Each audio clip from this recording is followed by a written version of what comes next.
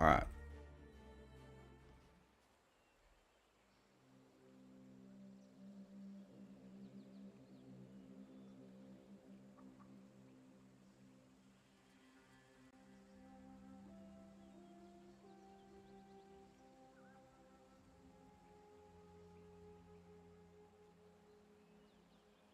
We are going to open the planner here, POE1.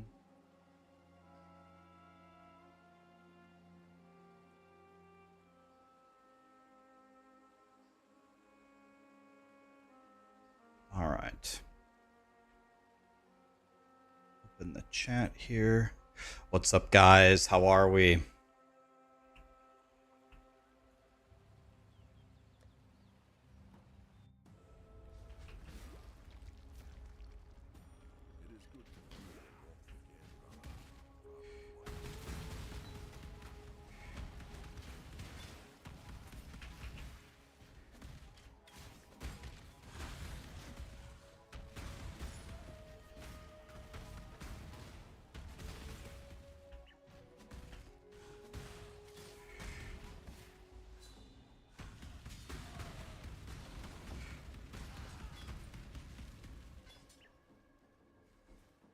How we doing, guys? Guys, we gotta get the music going.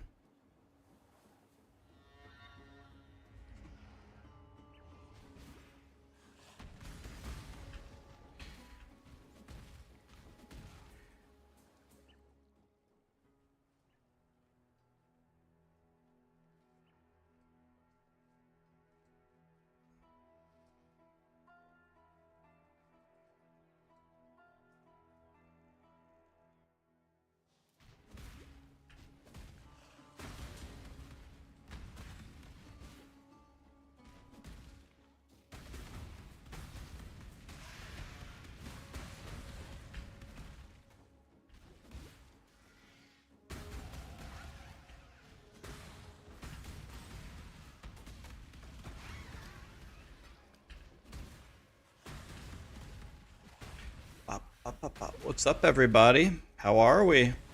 I'm doing good. I'm chilling, man. Guys, I have so little to do in WoW now. Guess what I've resorted to doing? You might say something like, Rax, did you do every quest? Yeah, I did every quest. You might say, Rax, did you get all your gear? Yeah, I got all my gear. You might say, Rax, did you farm for money and buy all your consumables and stuff and epic riding? Yeah, I have all that. Then you might get to even more degenerate things like, Rax, don't tell me you leveled your cooking. Guys, I have max cooking as well. We've sunk to a new low. I have so little to do in WoW that now I'm leveling my fishing.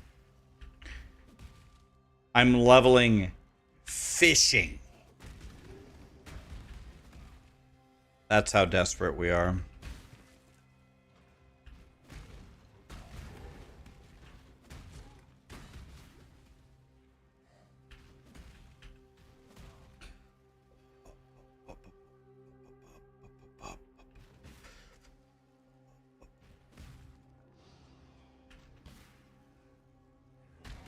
Jesus. Today I'm going to have 375 fishing. Then I actually have nothing to do.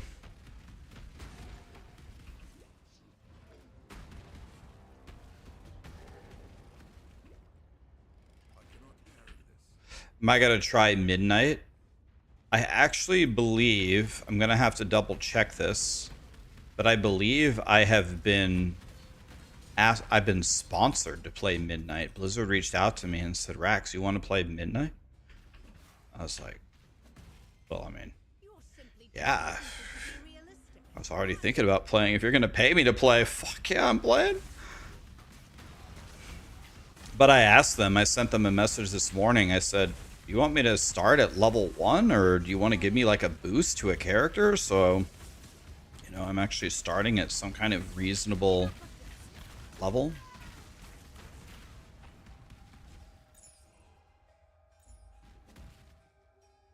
So we're in there, boys.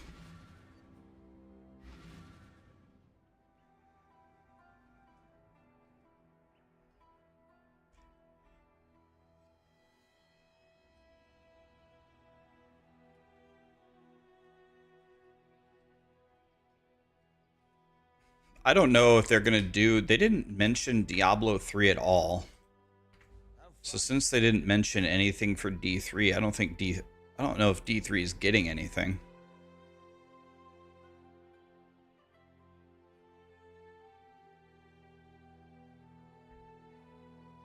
Guys, should we walk over here and get the... Should we get leeched as mana?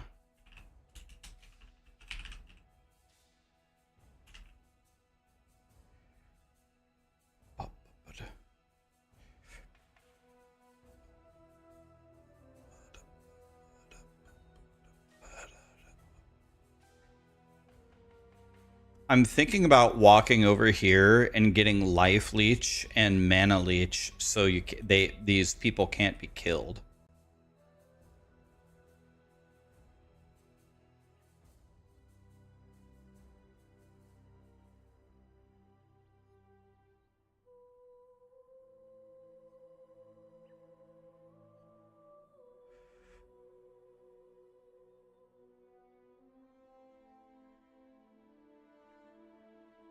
I think I'm going to go over here and get the mana leech, because we're about to get the auto exert stuff.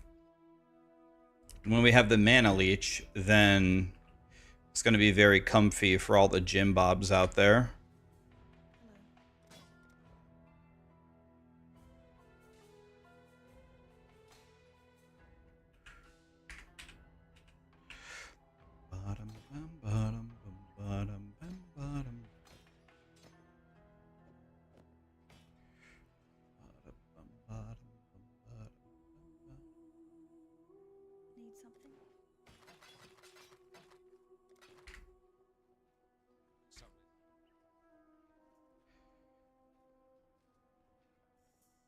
Yeah, I think, again,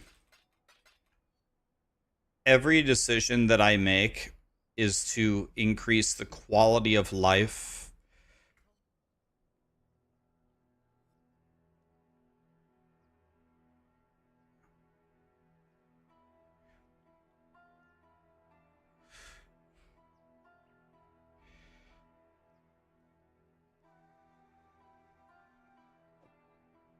Let's take vulnerability, right?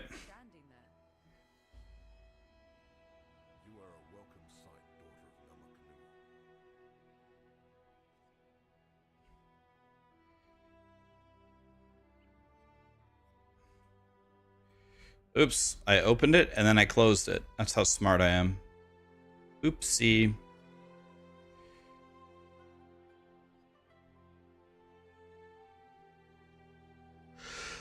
Okay, so now I go to my profile.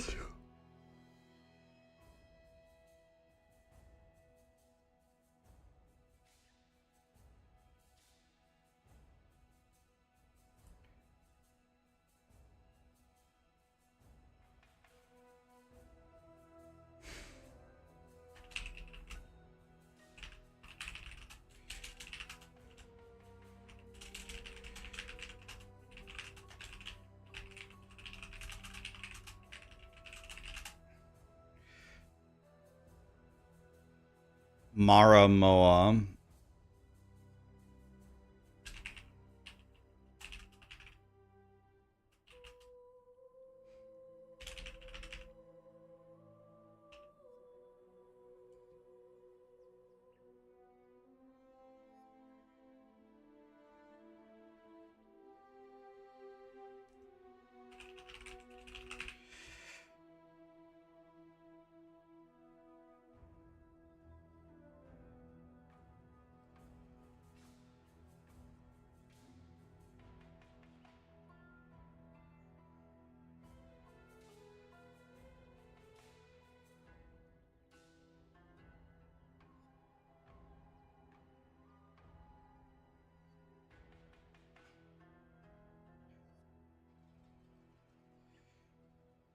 So now we have vulnerability. That seems like a good one. Increase physical damage, and that's what we do. Rax is smart SMRT, exactly like Homer Simpson. You feel stupid for your question on my video. I apologize. What was the question? What was the question? Remember, guys, there's no stupid questions, just stupid people. No, I'm just kidding. I'm just messing with you. No, but what was the question? The question made you feel bad? I mean, I do dumb things all the time. Don't worry, man. Pop. Pop. The leveling guide is almost done.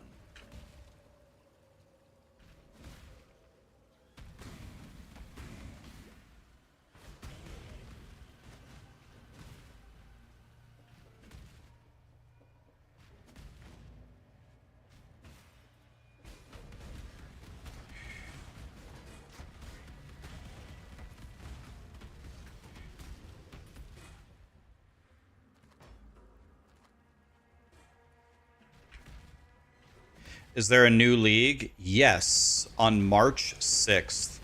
And what I'm doing is I am making a build guide that will help you dominate.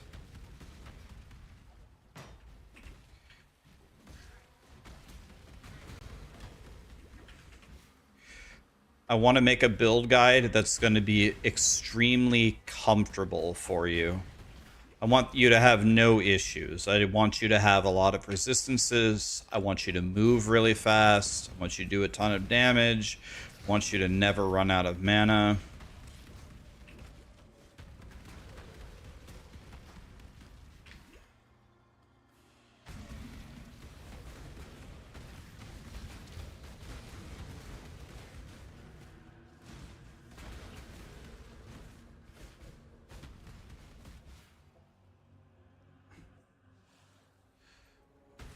You dominate in life.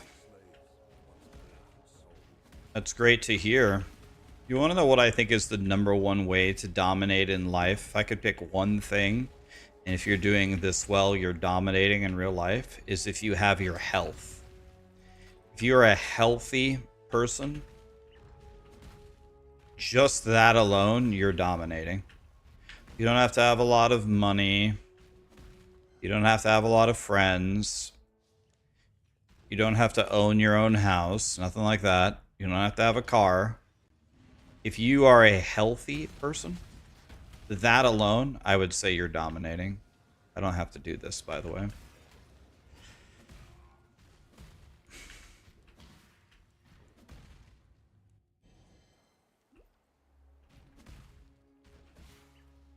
If you have your health, you're dominating. By the way, guys, I got a call from my mechanic this morning. They said there were quite a few things wrong with my car. Guess how much the bill is to fix all of it. Guess how much they gotta fix quite a few things. 2,000? Kind of close.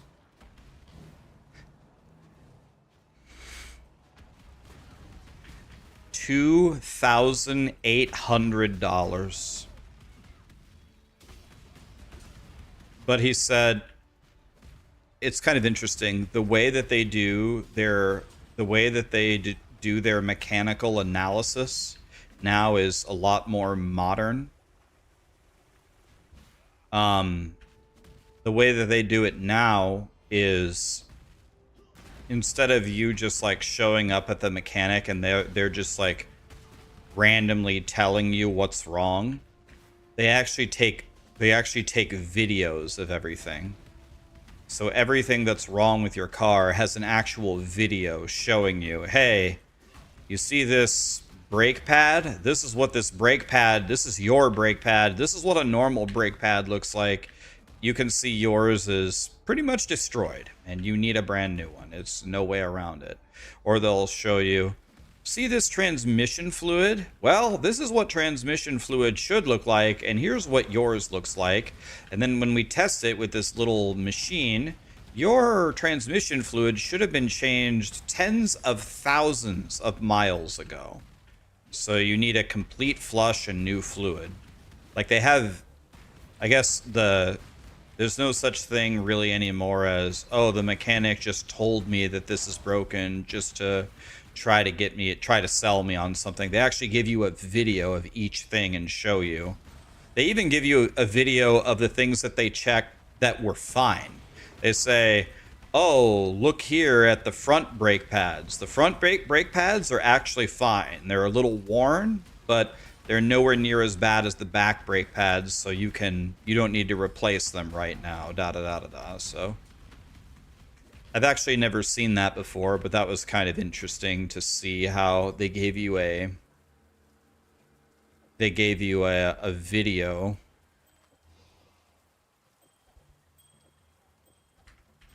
of each of everything.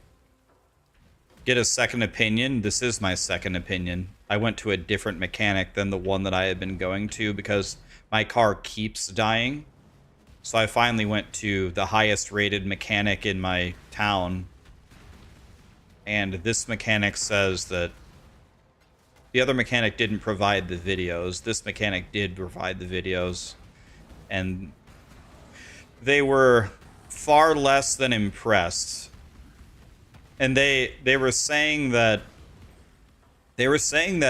my car, relative to other cars that they usually see in their shop, has probably multiple thousands of dollars of extra value. And the reasons why are, my car has never been in an accident. The Carfax report and the title are clean. He said they pretty much never see that on cars these days. And he said the second reason is because the mileage on my car is very, very low. So he said low mileage, clean title, clean Carfax report. He said if I was to sell my car has actually retained some of its value. Whereas a lot of the cars that he sees come into his shop are actually just pieces of shit. How do I feel today? I feel good, other than I lost $3,000 into my car, but I did some math on it, and I think it's still worth it for me to repair this car. And I honestly don't want to get a new car, so I told him to do it. So $2,800 down the drain.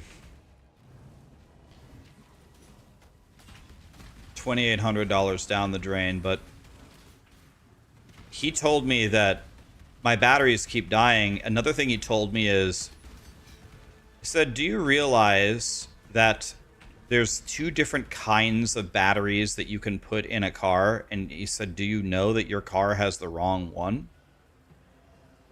And I said, well, no, of course I did not know that I have the wrong kind of battery. He said, well, there's two kinds of batteries. There's lead iron and there's a gel battery.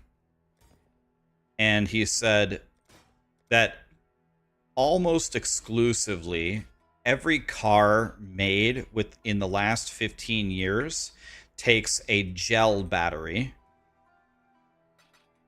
because gel batteries work much better with cars that have like newer electronics in them, like a panel and a navigation system. He said that the way that these cars draw power from a lead iron battery is much, much worse. And he said the people who keep putting batteries in your car, they're putting in the right size of battery, but the dead battery in your car is a lead iron battery. You should never put a lead iron battery in your car. It should be a gel battery. So he said he pretty much guarantee that that's part of the reason why it's dying so often. He said he tested the alternator, and the alternator is actually fine. He said he tested the electronic panel, and he said that is also fine. He said your alternator and your electrical panel or your computer board is fine in the car. I see no issues with it. So anyway, I'm going to get a new kind of battery, a gel battery. My brakes are gone. Tons of my fluids need to be changed. Transmission thing has an issue that has to be fixed. I mean, it's $2,800 down the drain, but to me personally,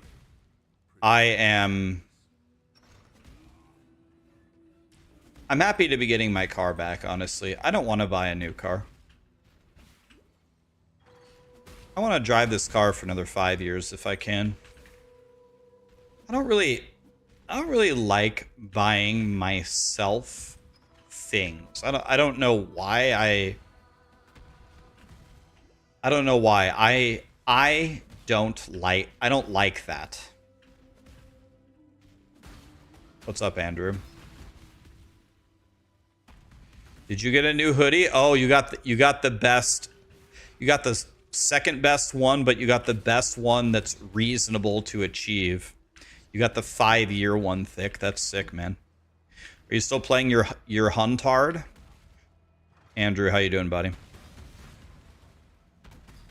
I think I am gonna play WoW Midnight. I was already on the fence. I thought I might play it, but then Blizzard reached out to me, and I think they want to sponsor me to play it. So if they're gonna sponsor me, 100% I'm gonna play it.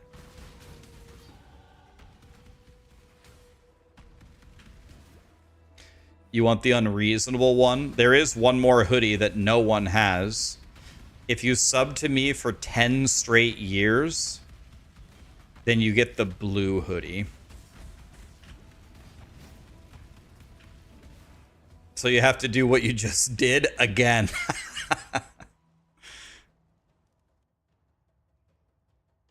Yeah, how many months is Vince at? Vince is at... It just says 5-year. It doesn't tell me the months. 68. Damn, you're almost at the best number.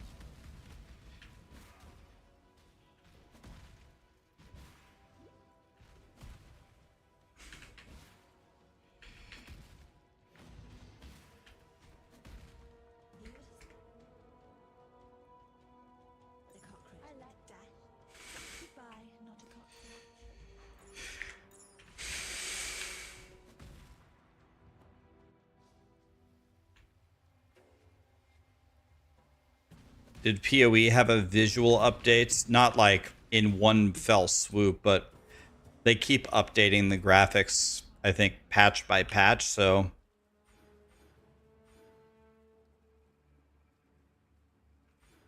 It looks less like shit now.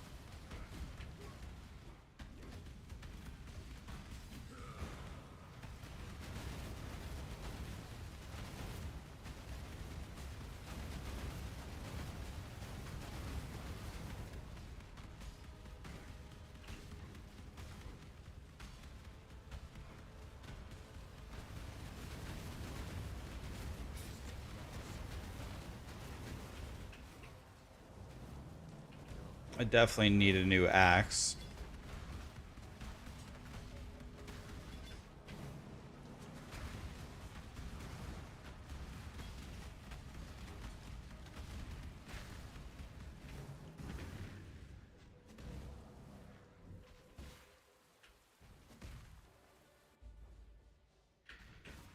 our bows going to be any good this time around?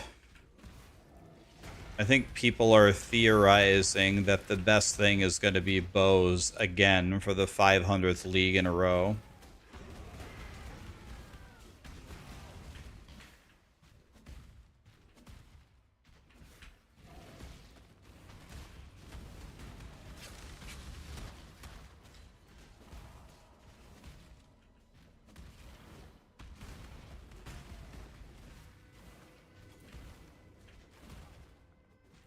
As God intended.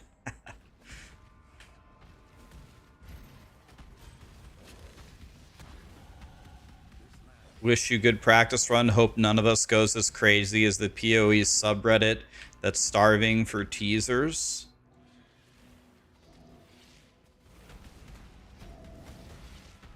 Well,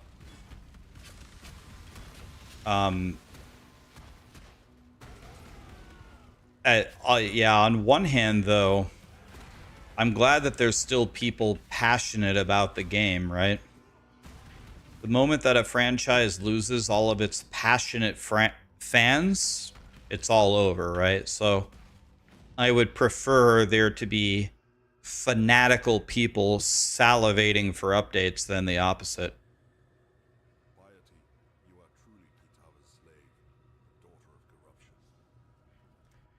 So let's think about this. So I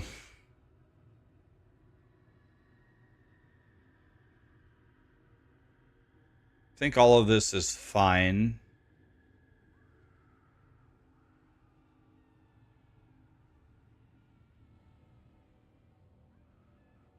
I think I'm going to go here and get the two-handed mastery here.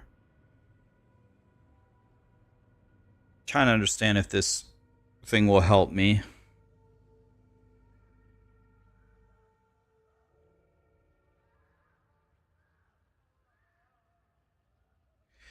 I don't know if I need this mana reservation or not. Do I need the mana reservation for auto exert? In fact, do I already have auto exert?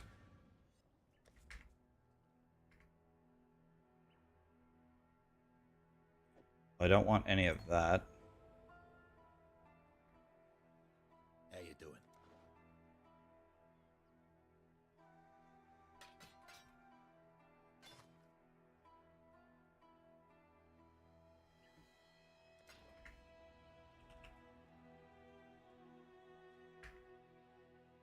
Watch yourself.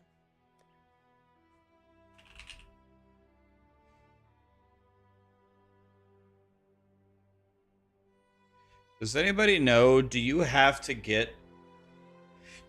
kill Gravicious to unlock auto exert?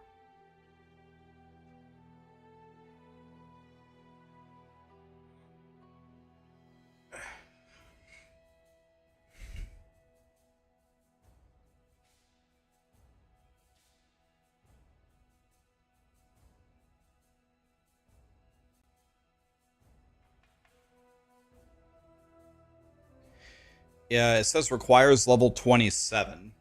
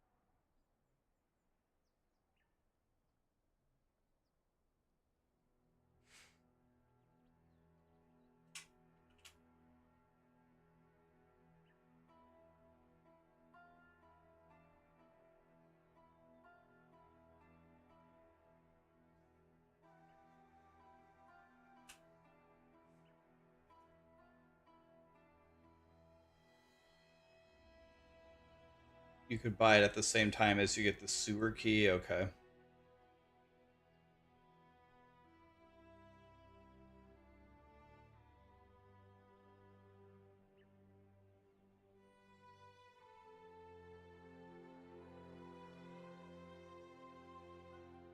All right, so here we go.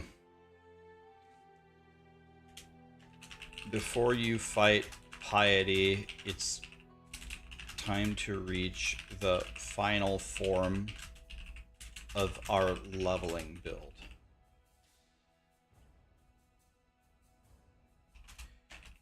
Try to gamble for a pure armor chess piece to hit a 4 link with high armor.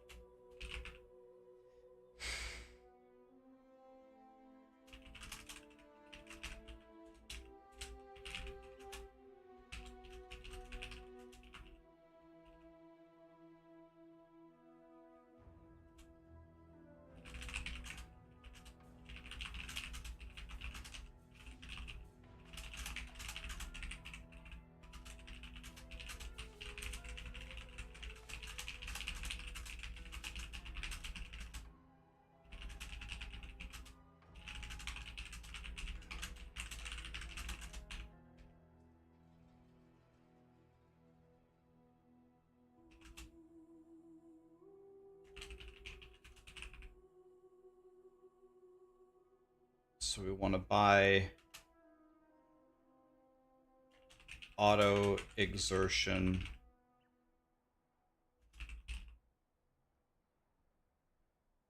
or auto exert. What's it called? Let me see. Auto exertion with no space.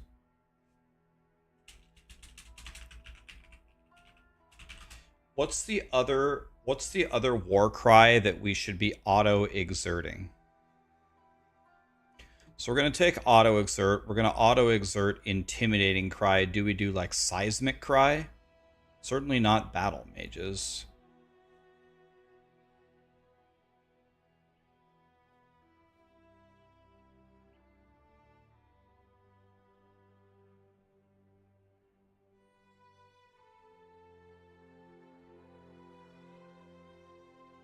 And maybe we do pride as well. I don't think enduring cry works in auto exert, does it? I don't think it works in auto exert.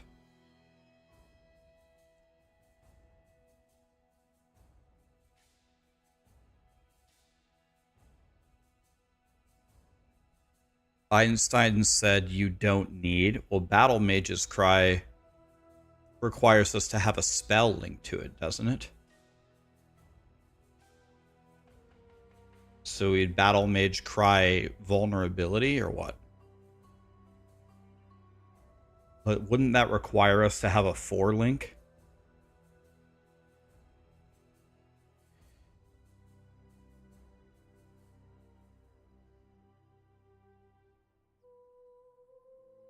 Oh, for auto exertion, yeah, you don't need to do grav, right? Thank you.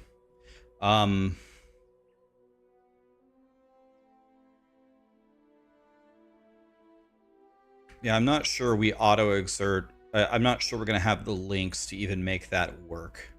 There you go. It would be wrong to do that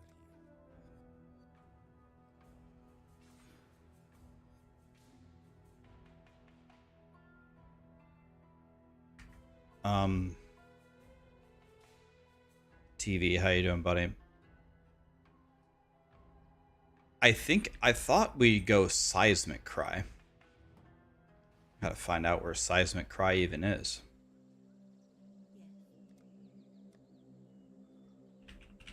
Here it is.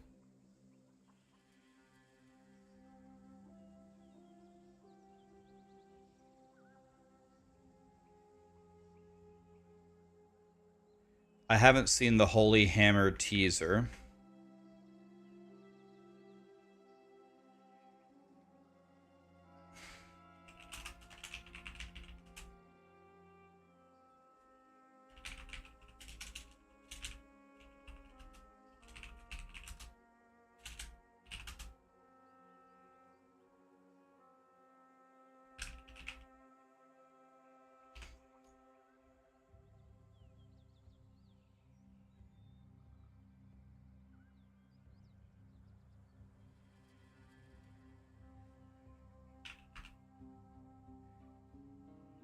This needs to be auto exert.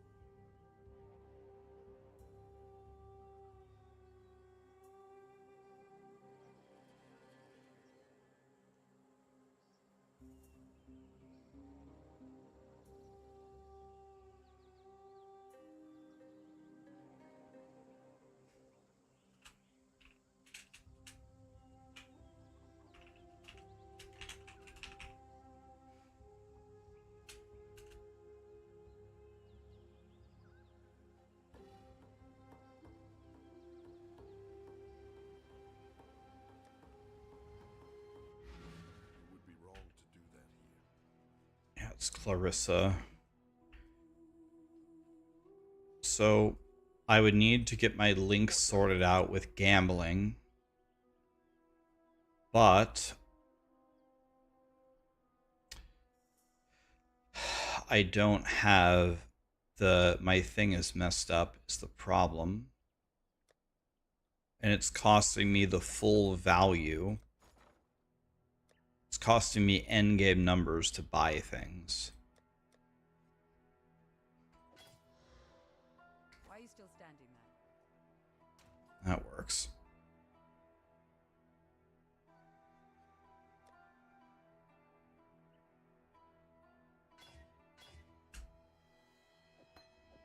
There we go. Red, red, red, red.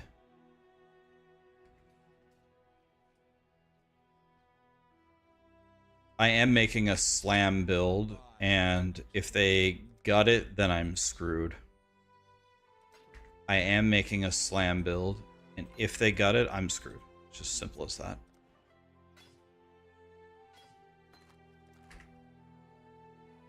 So I'm just praying that they don't ruin it.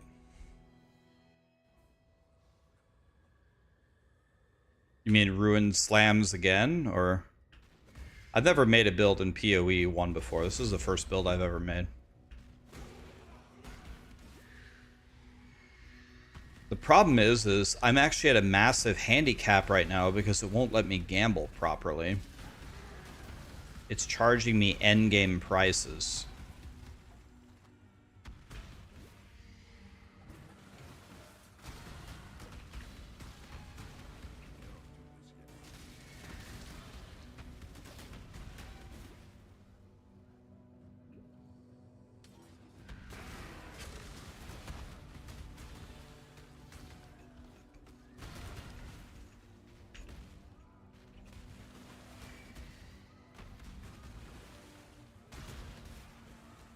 I don't have that good of a weapon anymore either.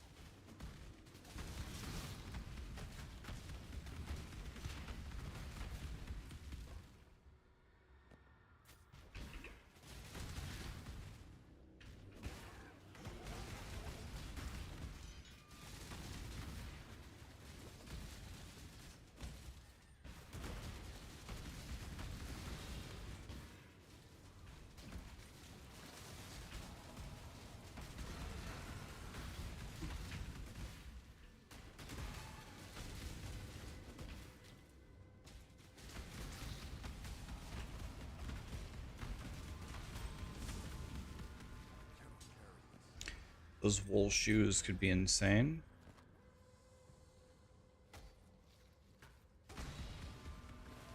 Well, they're better than mine.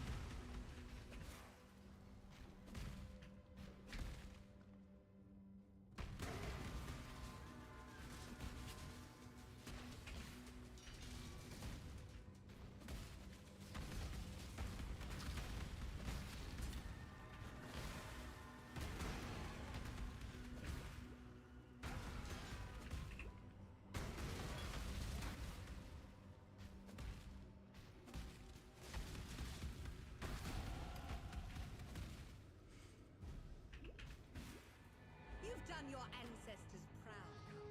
Now, here's your warrior's death.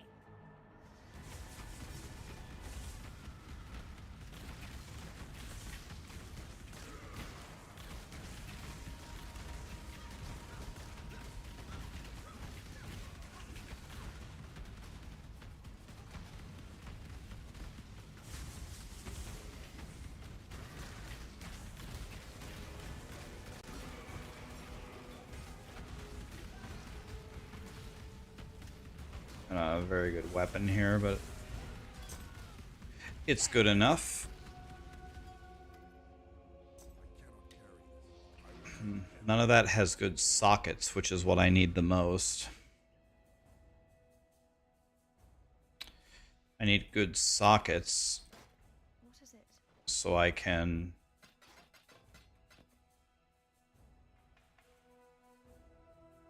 do stuff.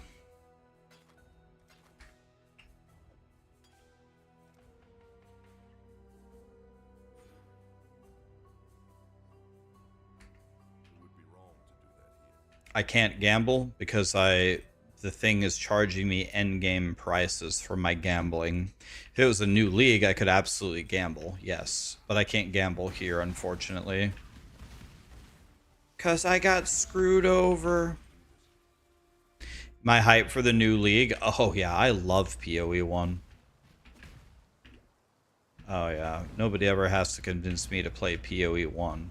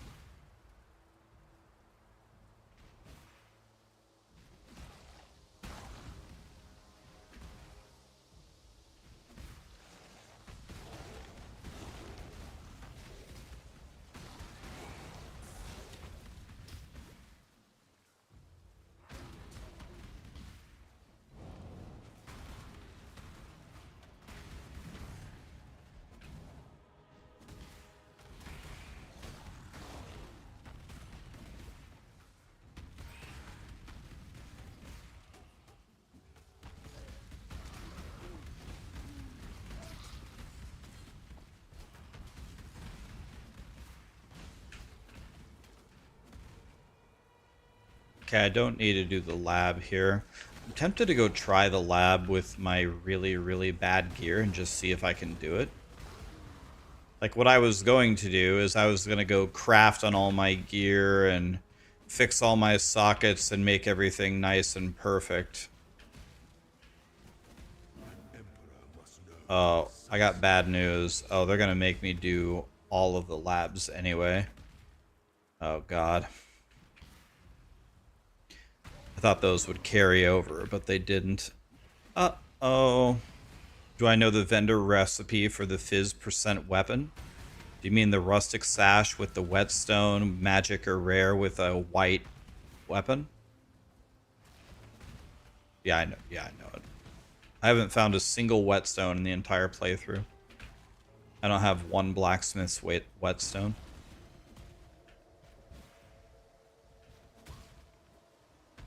Yeah, I put that recipe in the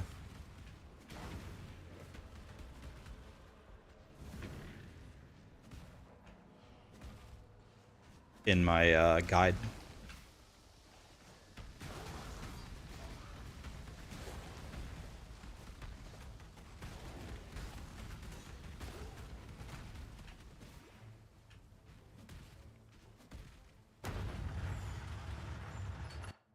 Will my guide have a filter? It'll have a filter one way or the other. I plan to make my own filter, but I might get lazy and just copy somebody else's filter. But either way, the filter will be listed in the guide, yes.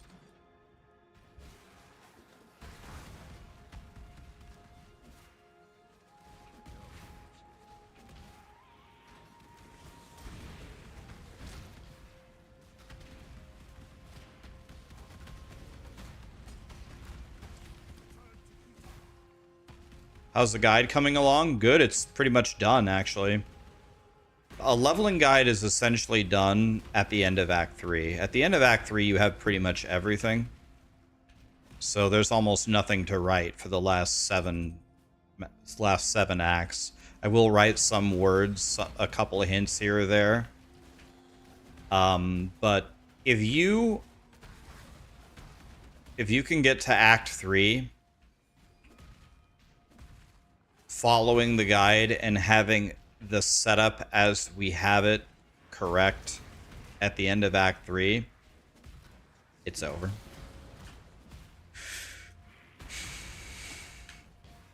You'll beat the rest of the campaign easily.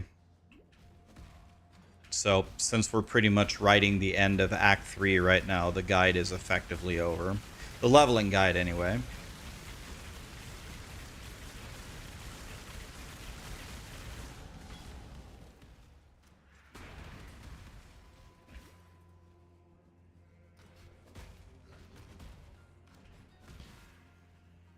There is a waypoint here that we need. I'm going to try to go do the lab purposely without following my instructions. I'm going to do it way worse. I'm going to do it far worse to see if, even if they completely screw up everything that I told them to do, I want to see if they will still succeed. So I've got an axe that's 14 levels lower than where I'm at. I'm going to put no enchants on my gear. I have a gray helmet, gray chest piece, essentially a gray ring, essentially another gray amulet.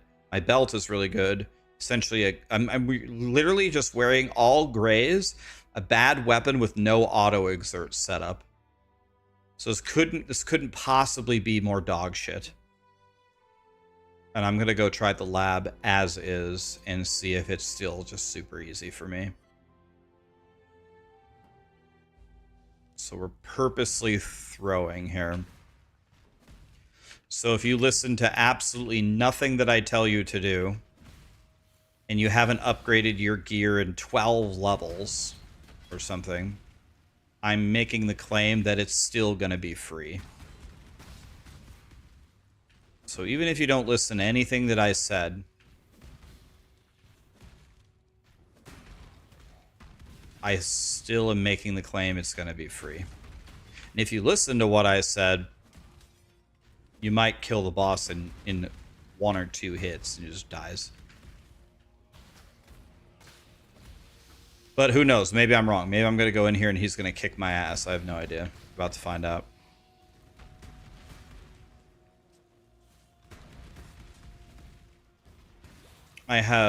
This would be definitely the worst gear I have ever tried to do the first lab with ever in PoE 1. It's the worst gear I've ever had. Kind of by a lot.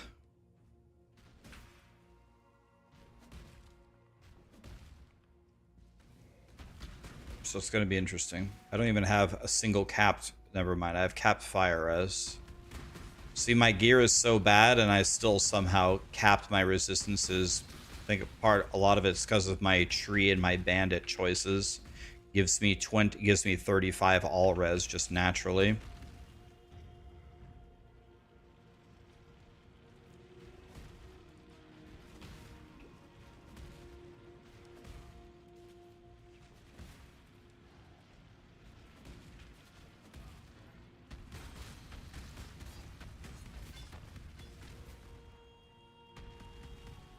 So this is done. So where is the next one? It is... Is it in Act 3? I forget. Let's see.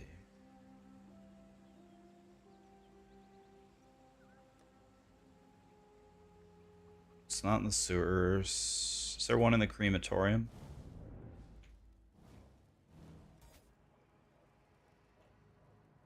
There's one definitely in the catacombs. There's one definitely in here.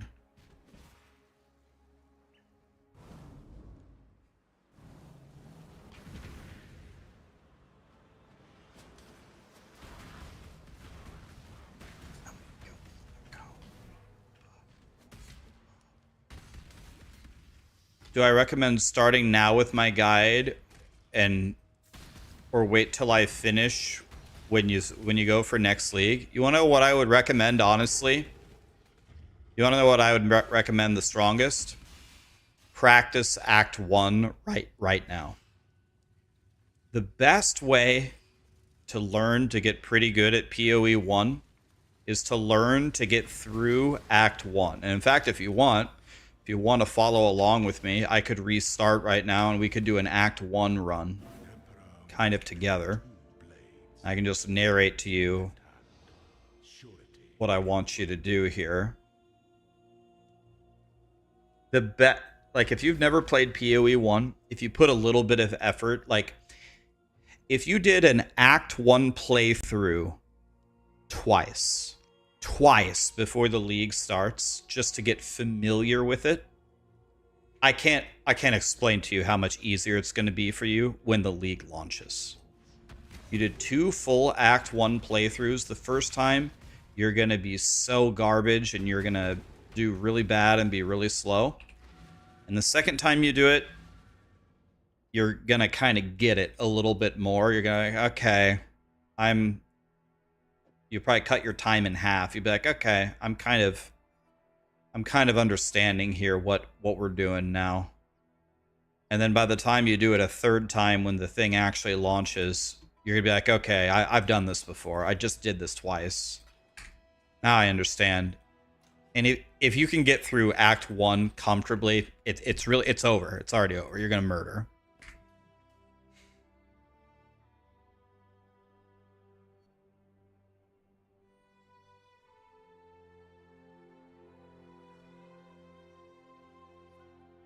What are the chances that you're not going to get stuck in an instance hell early? Pretty much never happens to me.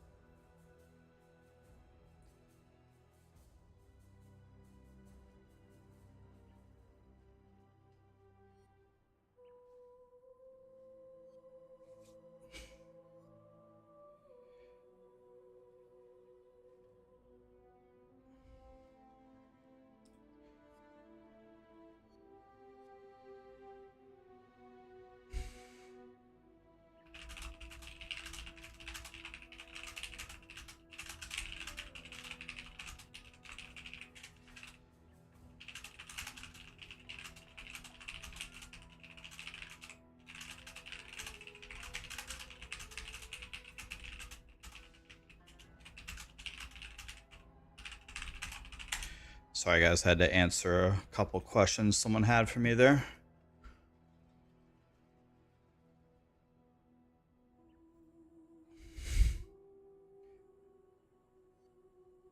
I actually pretty much never get stuck in instance hell in PoE. That usually doesn't happen to me.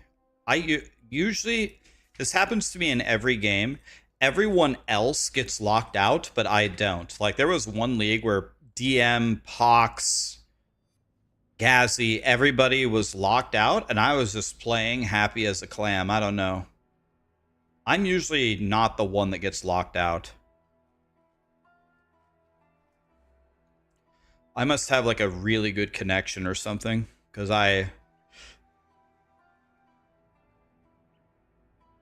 what's my number one wish for 3.28?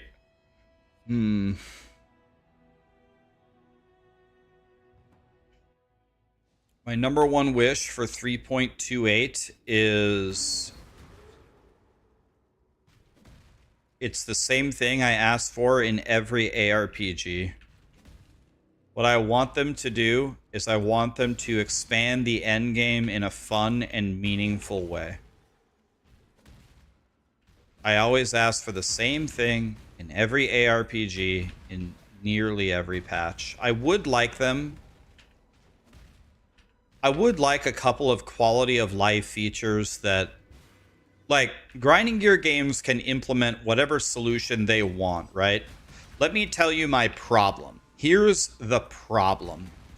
There are some quality of life things that are just, I think, still missing from the game. I'll give you an example. Harbingers. I love to do Harbingers as a mechanic, but I try to avoid Harbingers with every fiber in my being. And I bet you can guess why. Does anybody do Harbingers? What's the number one problem with Harbingers? There's a huge, obvious, glaring problem that needs to be fixed. It's just fucking ridiculous. Looting the shards. Click, click, click, click, click, click. Exactly. Like, you gotta give me a fucking break grinding your games. Like, you can implement whatever solution you want, but we need something. So one possible solution is you could add vacuum pickup. Then people will say, no, Rax, you stupid piece of shit. That's Diablo noob shit. I don't want that in my Path of Exile game. Okay, fine. You don't want vacuum pickup. Fine. Then I need you to somehow clump up the shards so I don't have to click 80 times every time I do a Harbinger. Like, I don't care what solution you give. You don't want to give us vacuum pickup? Fine. But stop dropping me 80 pieces of loot because you're breaking... I can't do your mechanic. You're breaking my hand. And no, it's not old man Rax. It's... even if you're 20 years old and you're fresh you're a fresh young gun, you're also breaking your hand for later. We shouldn't click 80 times when we kill a Harbinger. Like, I don't care what solution you have, just stop making me click 80 times when I kill a Harbinger. There's no way that that's correct, right?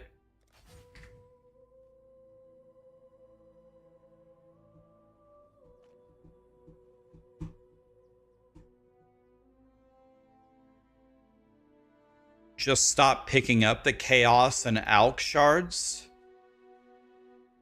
Yeah, but thumbs. Read your solution back to yourself, right? Hey, grinding your games. I'm doing your mechanic, but you give me too much loot and I can't pick it all up, so it's breaking my hand. Well, son, stop picking up the loot from the mechanic.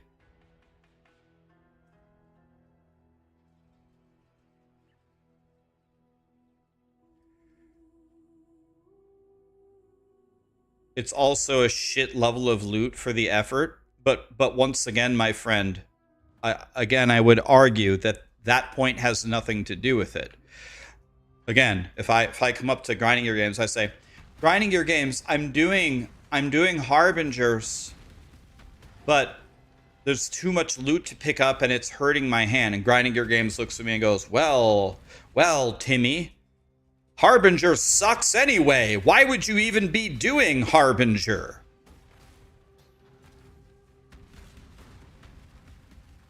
No. Like, neither of those are acceptable answers, right? Like, they're going to rebalance the endgame mechanics in this patch. You agree you were just throwing out terrible ideas?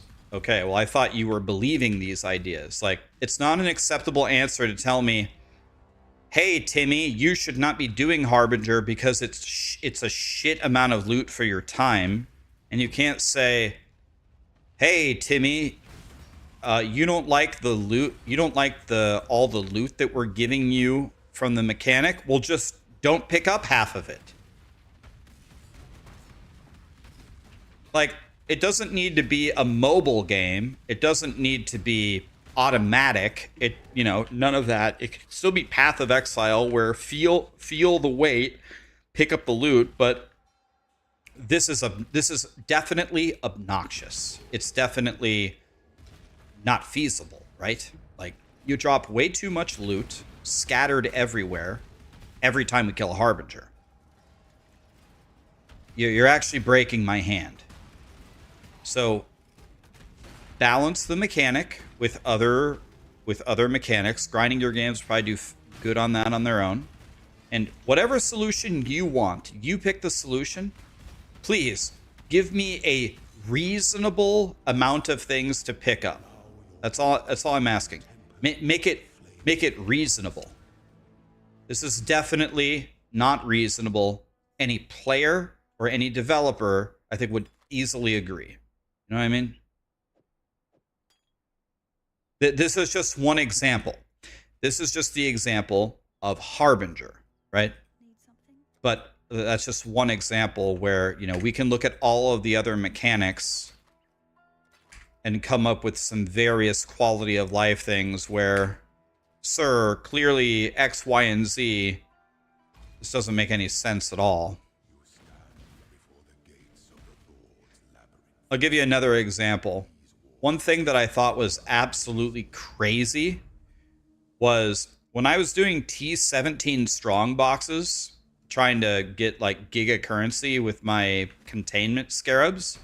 You want to know what was the most dangerous thing for me in a T17 map?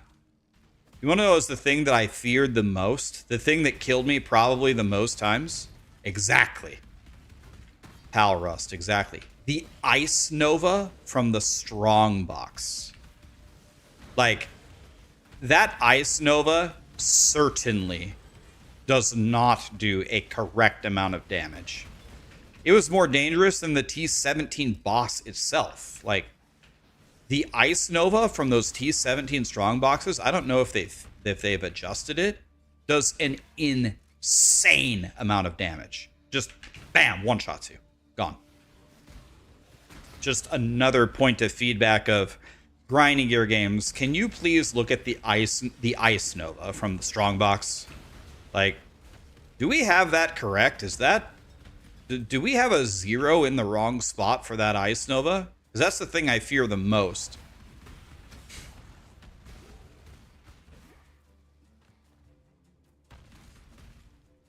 Yeah, the drowning orbs will murder you. I usually just block drowning orbs in my regex, but you could just play it and dodge it, I guess.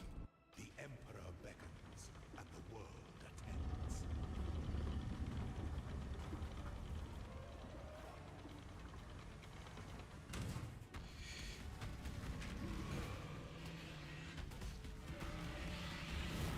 Forget your freedom. I'm gonna let him hit me on purpose. Okay, I mean, he does some damage to me, but he didn't one-shot me or anything.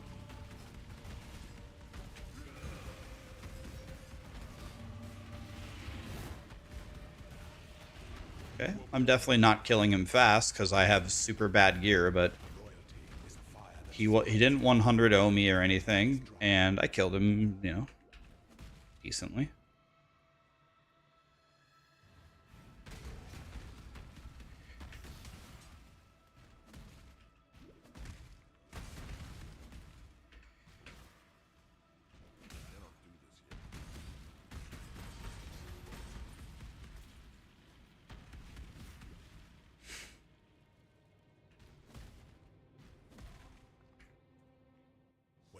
Any news on when the new league is? March 6th, so soon. To entertain doubt, things that slumber should never be awoken.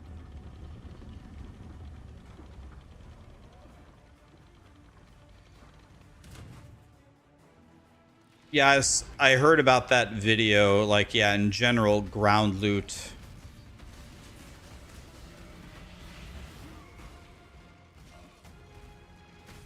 is quite bad, right?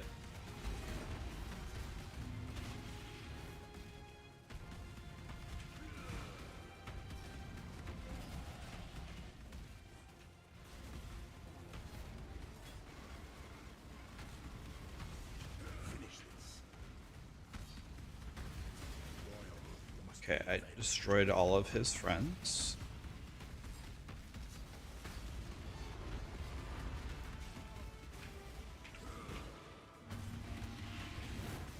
You were born for this. Pity the enemy sits alone on his throne.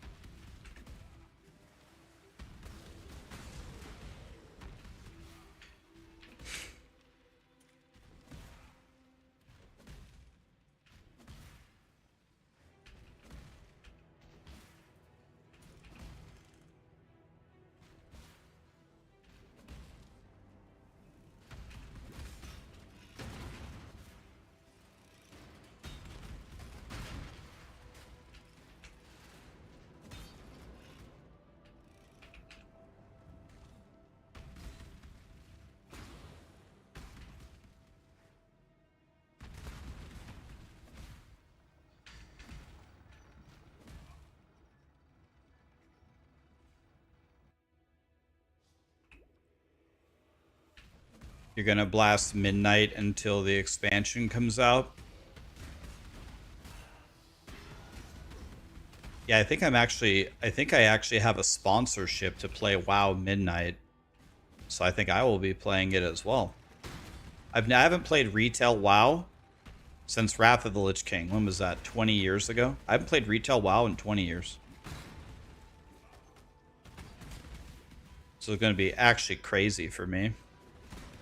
I should probably log in the day before and like... I sent Blizzard a message earlier today. And I asked them... Hey...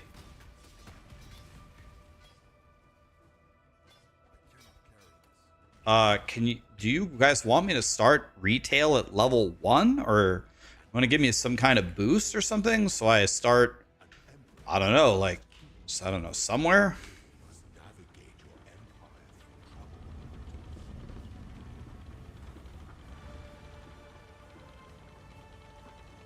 Is it really worth spending the $50 to play Midnight before PoE?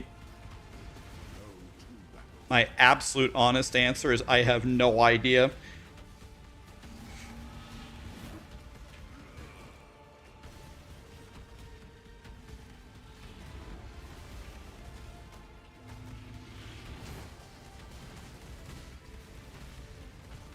You are free. Okay, I just did... Guys, I just did the lab.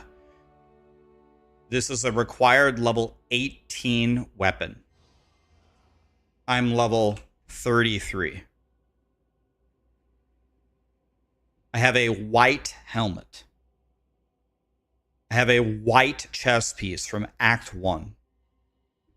I essentially have a white ring. I have another white ring. This shit on my amulet doesn't even do anything for me. It's like a white amulet. Essentially a white pair of boots with 21 evasion from Act 1. Now my belt is really good. My belt is great. So we can't count the belt. I have essentially a white pair of gloves.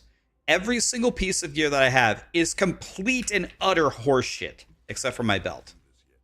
And I just beat the first lab with this build, I would say easily. 8 quality. So we do want the cries to be at different qualities. So I guess we'll quality intimidating cry. Now we're gonna go Berserker. I want to ascend into a Berserker for sure. And now we need to go now we need to go into... Do we go into the rage first? Do we go into the rage first, guys?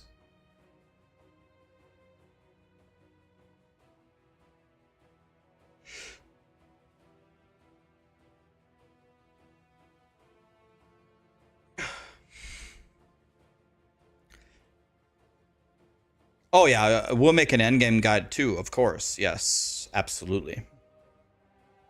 I wouldn't leave you hanging like that.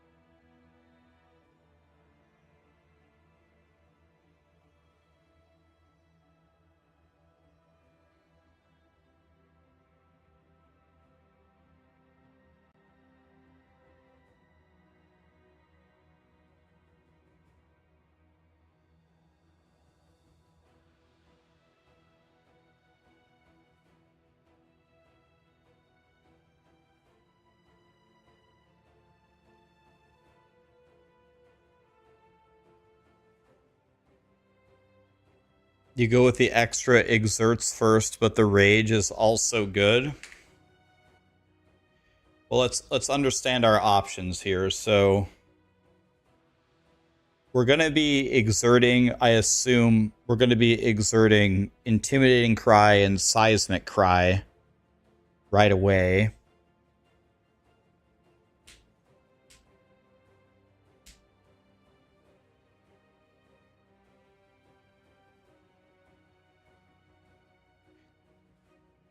I'm thinking about going hardcore SSF. I'm going to play the build hardcore SSF where I have no trading. I think it would be a lot more fun. So here's my thinking so far. So I walked here first so people could get Frostblink. Then I walked here so people can't miss. Then I walked here to cap their resistances for them. And then right about now, you should be equipping your auto exert. And I'm thinking what we do is we walk over here and we're also going to take the 12% mana reservation. And I think what we do is we go over here. So I solve their mana problems. So now your mana problems should allow you to set up the auto exert.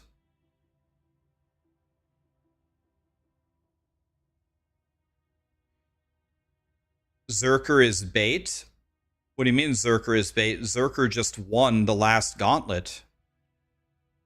Berserker just won the last competition. Got first place.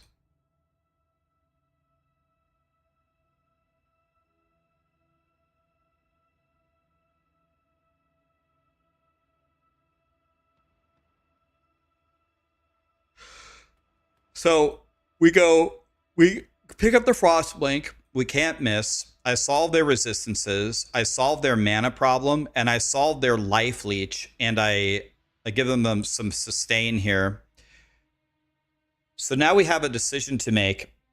We could either go for the Warcries, exert twice as many attacks. Not sure if that matters so much right now, but maybe it does. It matters later for the purposes of automating everything. But what I was thinking about doing was taking the rage nodes and then picking up the rage nodes right here. I was thinking about taking this with this as a nice synergy because I think it will make the build feel way better.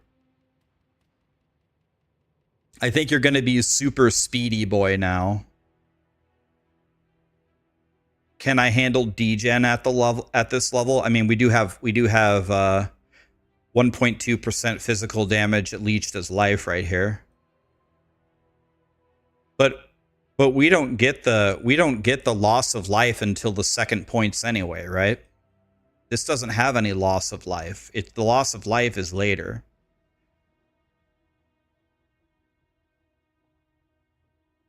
The Exert has more value in the campaign. The Exert is very, very good, and we're probably taking it second no matter what, at least. But I just don't know. Like, we're gonna take we're gonna take these two first. I just don't know which one's better. I was gonna pick up the Rage nodes, which would synergize very well with this first.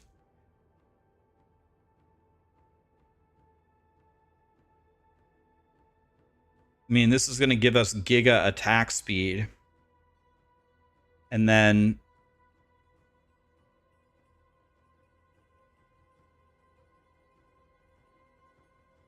I'm guessing we take the intimidation as well. We take the intimidation, I'm guessing. I'm thinking about going the rage here. Less buttons and more damage. Right, that's true. It's less buttons and more damage. This isn't... Well, we're not gonna add any buttons. We're just not gonna be exerting as much. The thing is I have two choices. If I go for this, then I have to go for the war cries. I have to find the war cries cannot exert travel nodes, which is right here somewhere. It's right here somewhere. Here. So I either go for this. You want to know what, honestly? The more that I look at it, I think we should go for the rage. And the reason why I think we should go for the rage is because then I can just walk over here and pick this up anyway. And I would have my war cries already exerting another attack and cannot exert travel skills for later on when I take this next.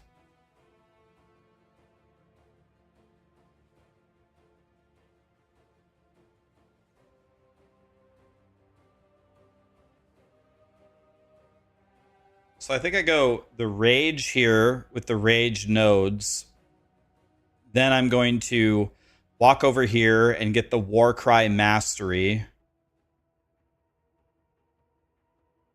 And then maybe I'll pick up these axe nodes.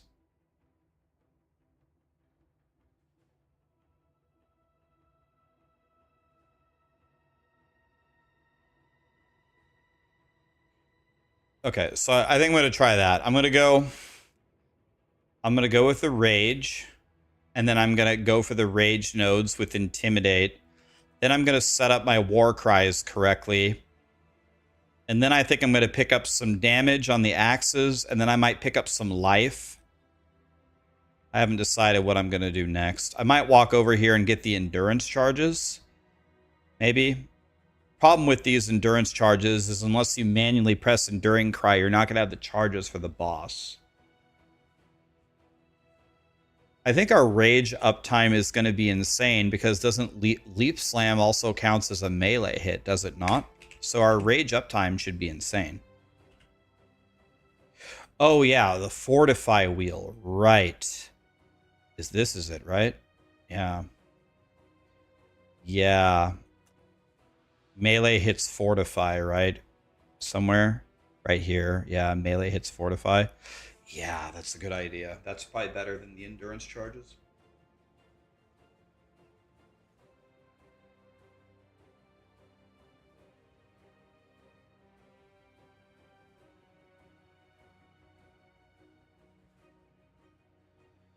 I could just use fortify support, that's true.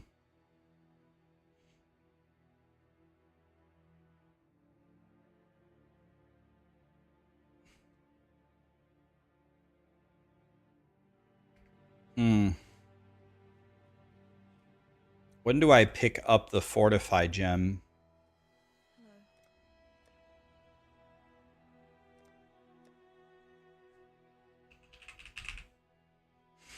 Act 4 or something? See you.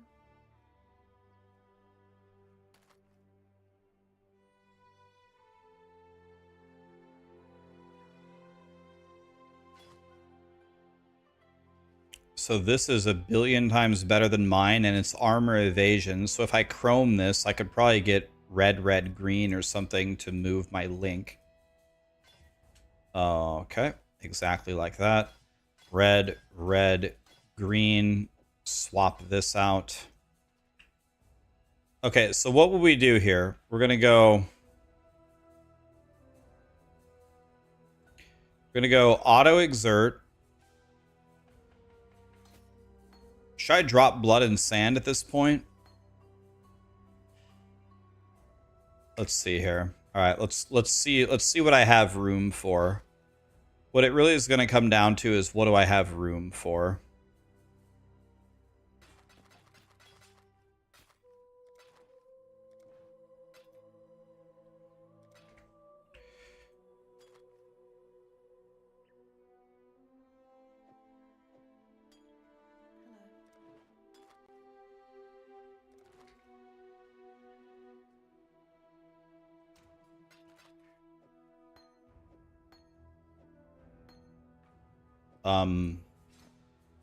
Okay, so we go.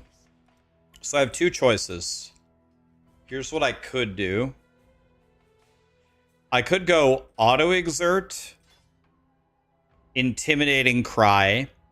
Then I could go seismic cry, and then maybe, I don't know, infernal cry. Or I could go auto exert, intimidating cry, battle mage's cry, punishment.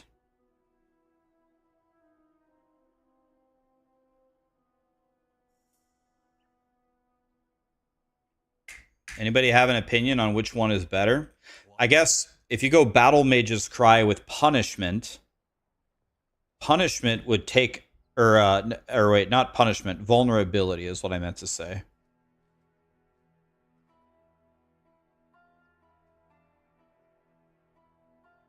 I meant vulnerability, not punishment. My bad. Punishment is...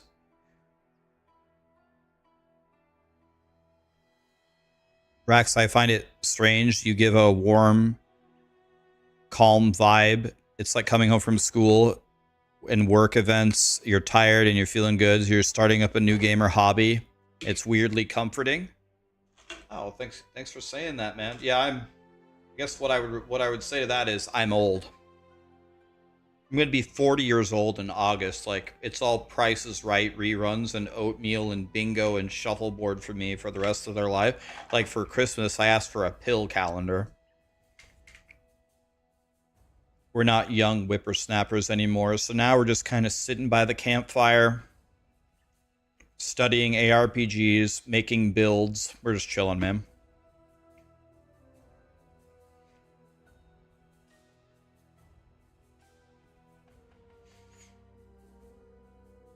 Four link the Sunder first.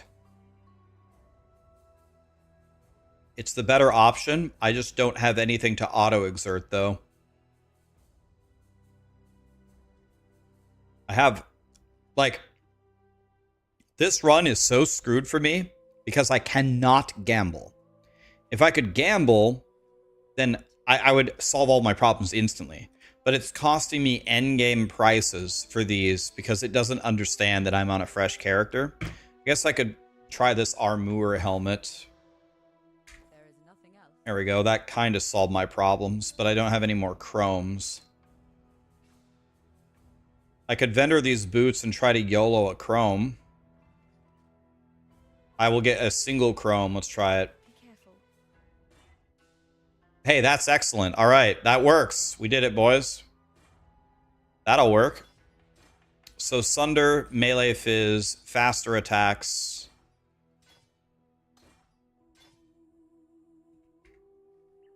Need some help. All right, so that works.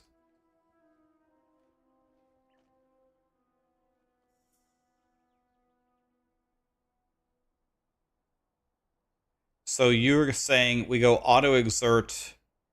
You're saying general's cry. Yes.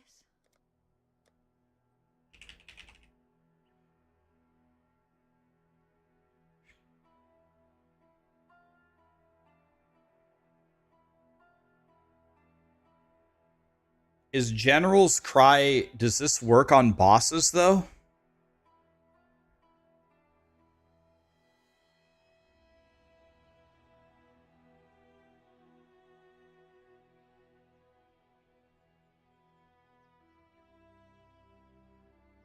You need Desecrate level 1. So that's absolutely out of the question, right? I'm trying to take away buttons from my people, not add them. It's making me strongly consider going Battle Mage's Cry with vulnerability. Even if it's not the greatest option, it takes a button away from people. I'm thinking about going Auto Exert, Intimidating, Battle Mage's Cry, vulnerability. It just takes away a button. I think I'm going to do that. Even if it's not optimal, it just takes away a button, right? You never have to press vulnerability.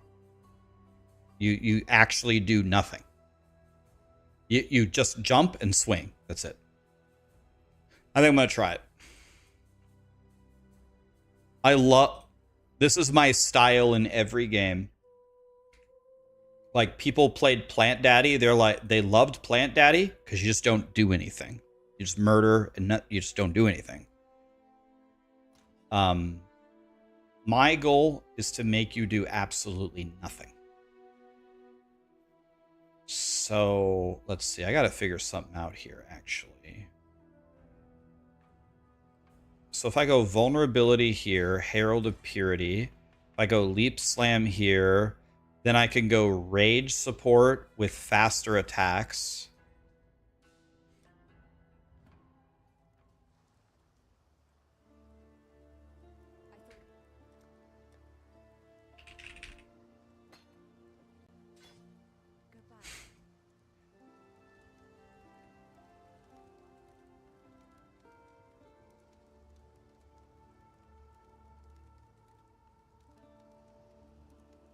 So I go auto exert.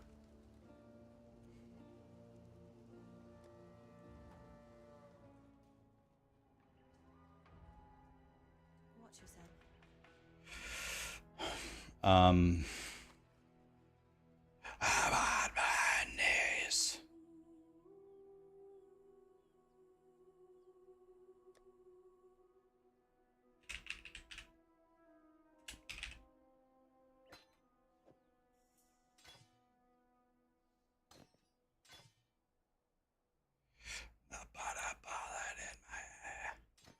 All right, let's see how much this gobbles up, though.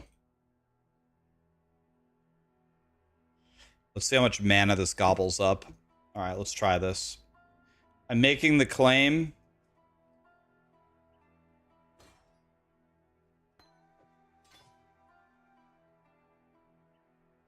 What do you guys think would be the next best support after Melee Fizz for red? Ruthless, maybe? Ruthless, Melee Fizz, faster attacks for Sunder, maybe? Let's go anywhere and see what our mana situation is looking like. Oh, wow. I can have all of them? Wait, really?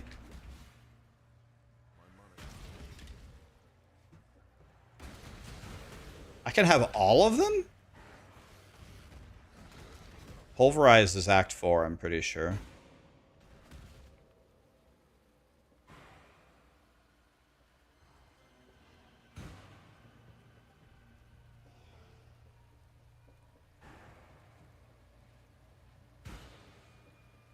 Maybe we drop Herald of Ass. Maybe we drop Herald of Ass. We could also drop Blood and Sand if we want. If we drop Blood and Sand, then we could take Pride. What do you guys think is better, Blood and Sand or Pride? Probably Pride, right?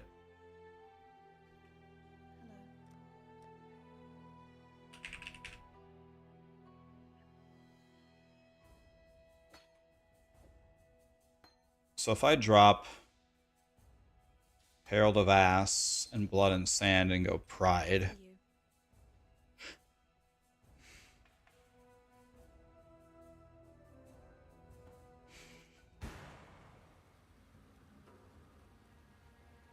I don't know if we can make this work or not. Oh god, no.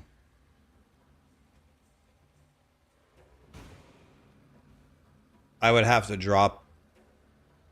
Can I take Purity of Elements? How expensive is that? What about Purity of Elements? Could we do that? How expensive is that one? Do I like Grim Dawn? Oh, yeah. Okay, that's way too expensive.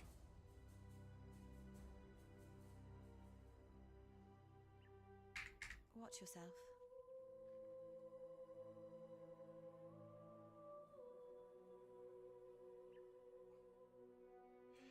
Let's get rid of Pride. So my choices are, I could take Blood and Sand or Herald of Ass.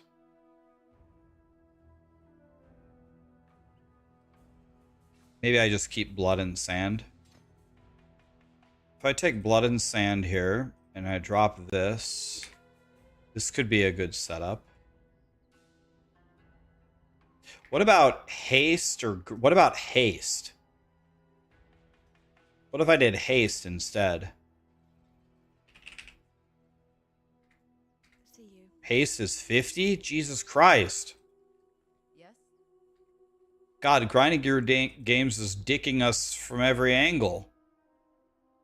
I mean, are you actually fisting me right now? Here's a random Shadow Axe. Let me buy this and throw an Essence on it. I have a Contempt Essence. Oh. And I rolled flat damage and attack speed. Oh. Well, let's see here. My damage is 1578. Now my damage is... I doubled my damage. Okay. Need some help. Well, it's completely over for the monsters now. They have absolutely no chance now. Okay. Well. So if I go Blood and Sand, that definitely means that I do not need this point. Right? Yeah, I got 90 mana. That should be fine.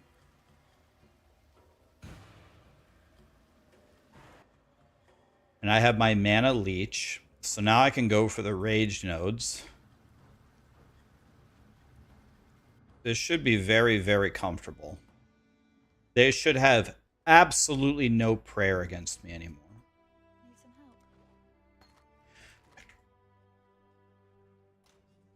help. I need rage support. Where do I buy rage support at? Bye.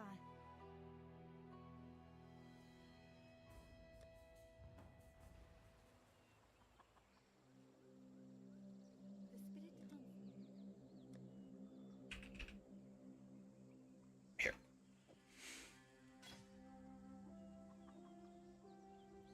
So we're going to buy rage from Yina.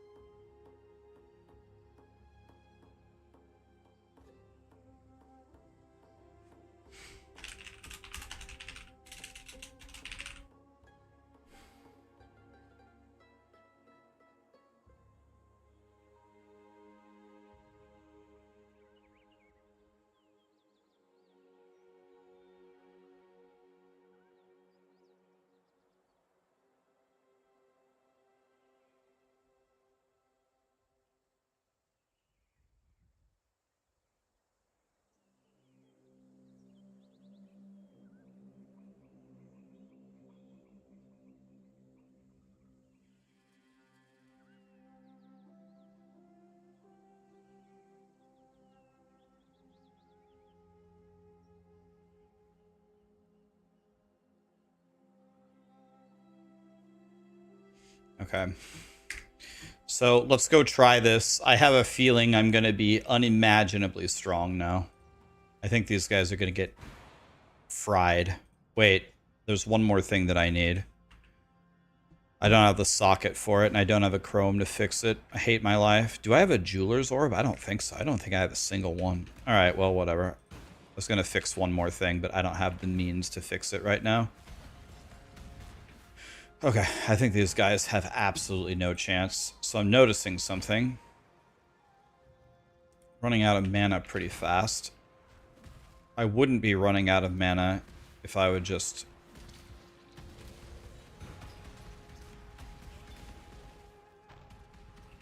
Maybe this Battle Mage's Cry is a mistake.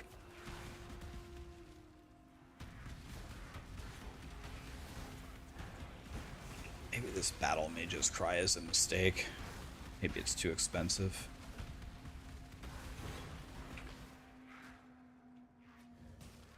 Run Clarity. I could run Clarity.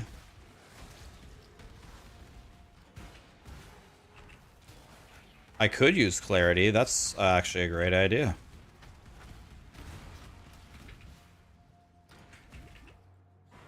Do I have a blue socket? Nope. I don't have a chrome either. I mean, it's fine. I can play like this. You just got to drink a mana potion, but I don't like that though. I don't want to have to do anything.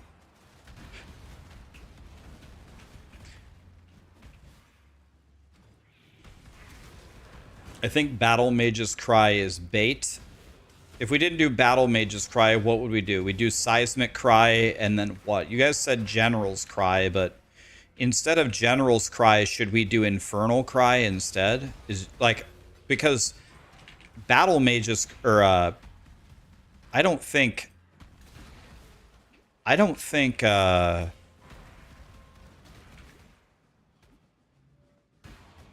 General's Cry is going to work unless we have something like Desecrate to generate corpses. And that's another button added, which is completely against my religion. General's Cry might help us with our clear, absolutely.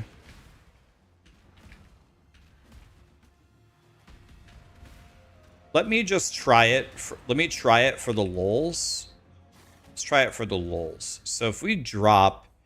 If I move Vulnerability here, if I drop Battle Mage's Cry, and then if I take General's Cry, and then Seismic Cry, I want to see how my mana is looking. Use Rallying Cry. I think I'm definitely taking Seismic Cry. Where is Rallying Cry? People are saying Rallying Cry is better. I'm trying not to use General's Cry if I can. Where is Rallying Cry? Who sells it? Act 3?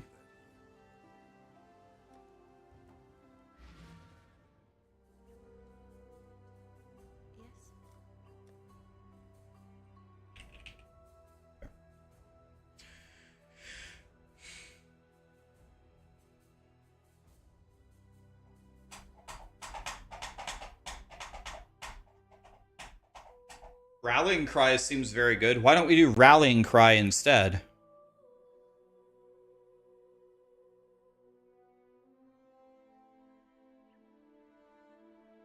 You press Rallying Cry.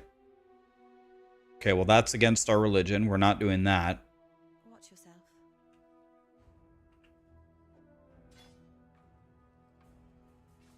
Okay, let's try General's Cry.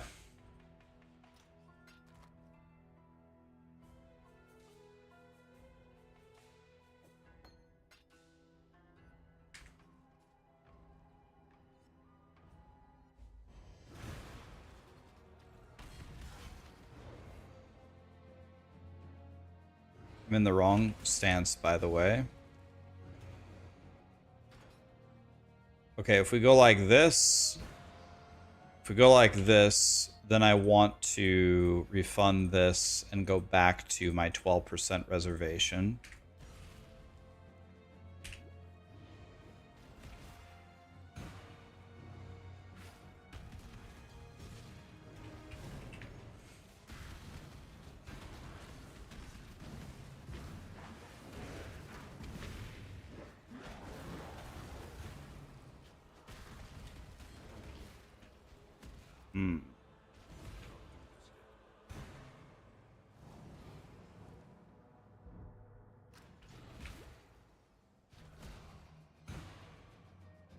Oops, I just went backwards, stupid idiot.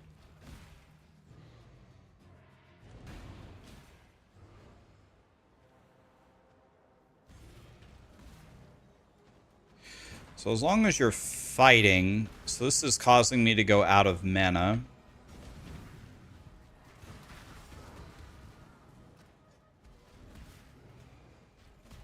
But if I fight, if I was constantly fighting, it would be better.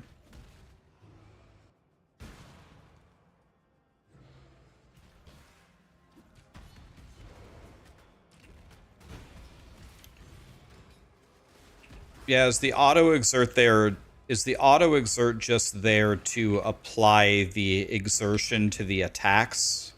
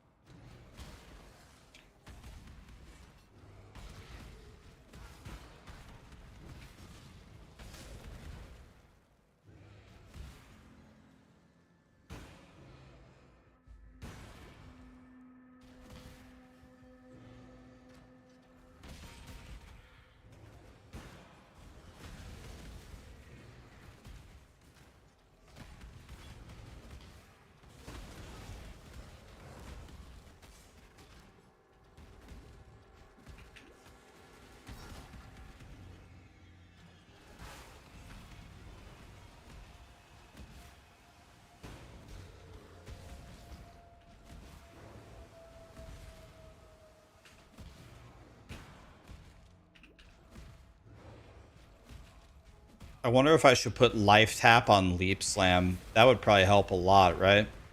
Instead of rage support, I think I should put life tap on leap slam.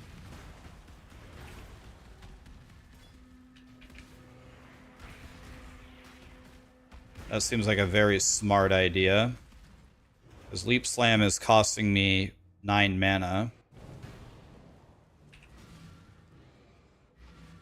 Frost blink. Yeah, so if I go...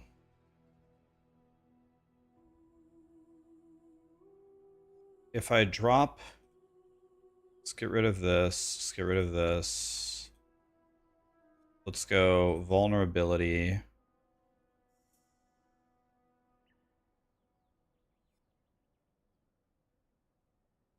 Let's go leap slam over here. Rage support can go away. Herald of Purity can go over here. I think life tap is Act 1. Now we need to get our rage nodes going here.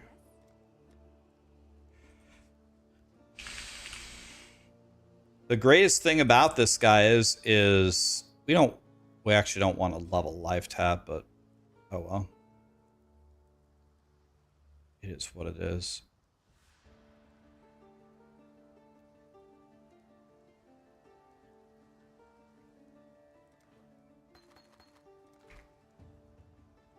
So I believe now This is going to help my mana. So let's see how this goes now. Let's see how my mana holds up here.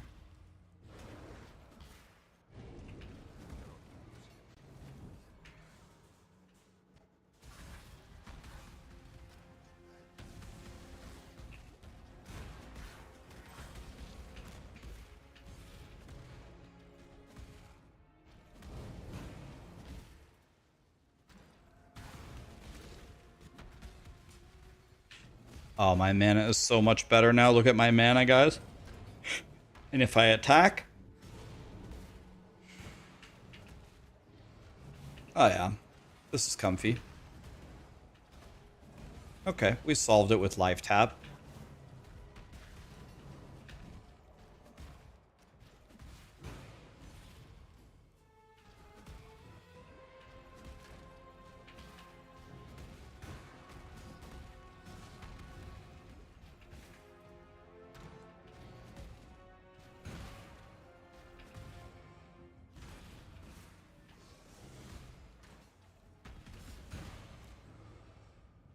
Okay.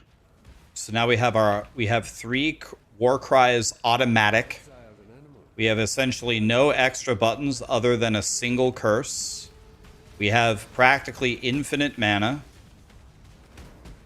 I mean, life is pretty good here. Life is pretty nice, really. I just one-shot that elite. When the boss comes out, we're gonna curse him. They can't do anything to me, and my gear is horrible. We're gonna curse him.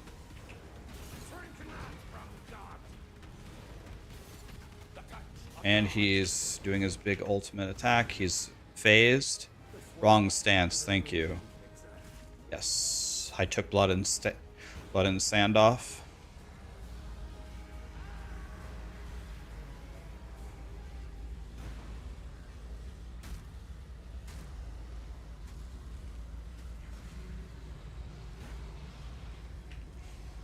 We curse him one time, and that's it. I don't even have a bleedy remove flask. I mean, okay. It's over. Yeah, this setup is excellent. I have no issues now. We have solved all issues. Pretty much can't run out of mana.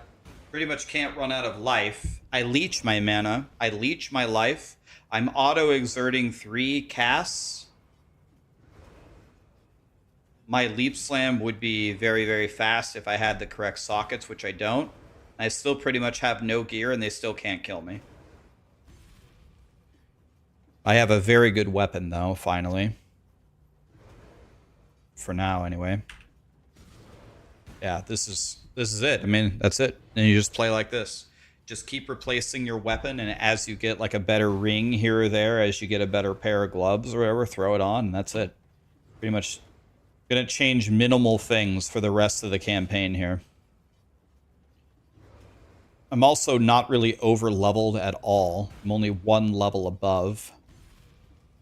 And I have a feeling a new player will be a much higher level than I am right now, certainly with better gear than me.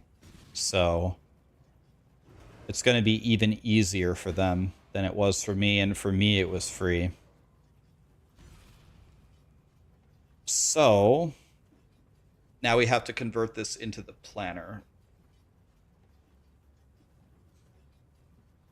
Okay, so how do I tell people how to do this? So first of all, what you're going to do with the tree is you're going to walk over here, and then you're going to take the reservation. Then you're going to walk over here and take 40% increased damage against rare and uniques. And then you're going to grab the rage nodes with Intimidate, which I don't even have yet. And for your ascendancy, where do we pick our ascendancy? Papa John is going to be certainly Brine King and Ralakesh, right? It's like Isn't it that for pretty much everything?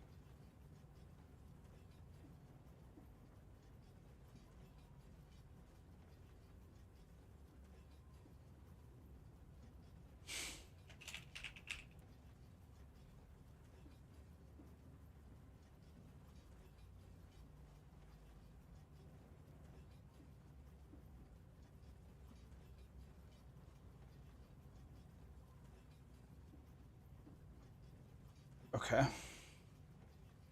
How's it going? Good. If you want to spice it up, try Cyclone. I would love to try Cyclone, actually. How do I deal with ARPG burnout? It's impressive how much you play, even if it is your job. Well, first of all, I'm the king of the losers. You got to remember that.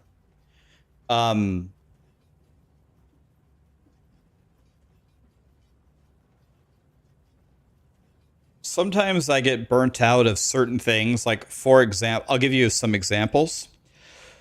Right now, I cannot play D4 right now. When the expansion comes out, if it's super fun, awesome, I'll definitely play it then. I also cannot play Diablo 2 right now. I love Diablo 2 as a game. I just did a full playthrough on Warlock. But right at this moment, I have no desire to play Diablo 2 or Diablo 3 or Diablo 4. I'm going to wait for the D4 expansion. That'll liven me up a little bit. I don't know. Like, it's really no different from, a viewer or yourself or whatever.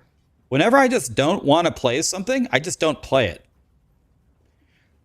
Life is much better that way. If I force myself to play things that I hate, you guys are going to notice. So, and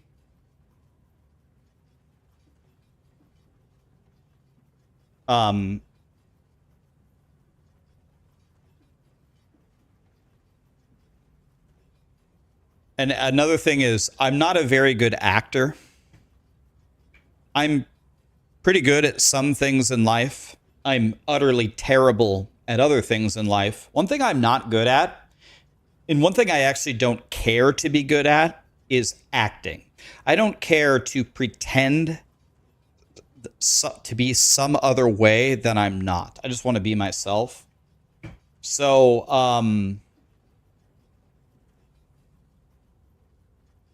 I just say how I'm feeling, man. I really don't try to mask it. Like, here, can I explain to you a dilemma that I currently have right now? There's 500 people watching on Twitch, and there is, let's see here. Let's see how many are on YouTube. I can't see unless I look at my other monitor here. 341 on YouTube. It's almost tied, right? So there's almost 1,000 people here. For me as a streamer, that's actually a pretty low number, which is fine. But what that also means is a lot of you that are here are some of my most diehard fans, or some of my best friends is probably a better way to put it. So talking to the people that are here in my stream the most faithfully, I have a dilemma right now that I have not had ever in my streaming career. I am very, very strongly considering stopping at the 10-year mark. I always thought that I would just keep going, but I am very, very heavily considering stopping. Very heavily, like 95% out of 100. And that idea, it kind of saddens me, because this has been my favorite thing to do. I love making these guides for you guys. I love actually playing the start with my guide, making changes, and playing it again, and playing it again, and brainstorming with you guys, and changing it again and again and again. And then when I post the guide, I'm a little nervous. I'm like, all right, I think in some sense, I have one of the highest responsibilities in the community, because I purposely advertise to new players who know nothing. So I'm literally advertising myself as if you don't know anything about this game and you can't seem to get it, I will solve that problem for you. And I think that's a much bigger burden than trying to appease to the people that have thousands of hours. If you make a guide for them and you make some mistakes, they're good enough to just fix it or figure it out. The people that I'm trying to advertise to, they cannot fix anything. If I don't fix it for them or if I don't get it right the first time, it's a disaster. So I've loved that entire process, but certain things about streaming lately are just driving me so fucking crazy that I'm genuinely thinking about stopping at my 10-year mark, which is kind of sad because I loved doing it for so many years. So what I'm trying to do is I'm trying to figure out how to not feel that way. I would love to change my own mind and keep going, but I'm not going to keep going if I don't want to. How long have I streamed every day for? In 20 days, it'll be 7 straight years. I've never missed a day. In 20 days, it'll be 7 straight years. What happened? The biggest issue for me, I don't think, well, I'm not going to say his name. I don't know if he wants me to say his name. I was talking with one of the biggest ARPG streamers of all time. I had like a 2-hour conversation with him on the phone the other day. I don't know if he wants me to mention him by name, so I'm not going to say who it is. It's one of the all-time titans. Talked to him for 2 hours on the phone a couple weeks ago, and it doesn't, he had like the same viewpoint as me. It's not that people don't like me. I'm totally okay with people not liking me. I'm totally okay with people talking shit about me and hating me. That's not what bothers me. What bothers me is when people lie about me. There are so many lies told about me. They're just completely not true. But once they're posted on Reddit and everybody reads it, people believe it. And there's just no way to get around it. There's so many people that just spread hatred and lies about you. And it's not just the fact that they're lying about me, it's the fact that people believe it.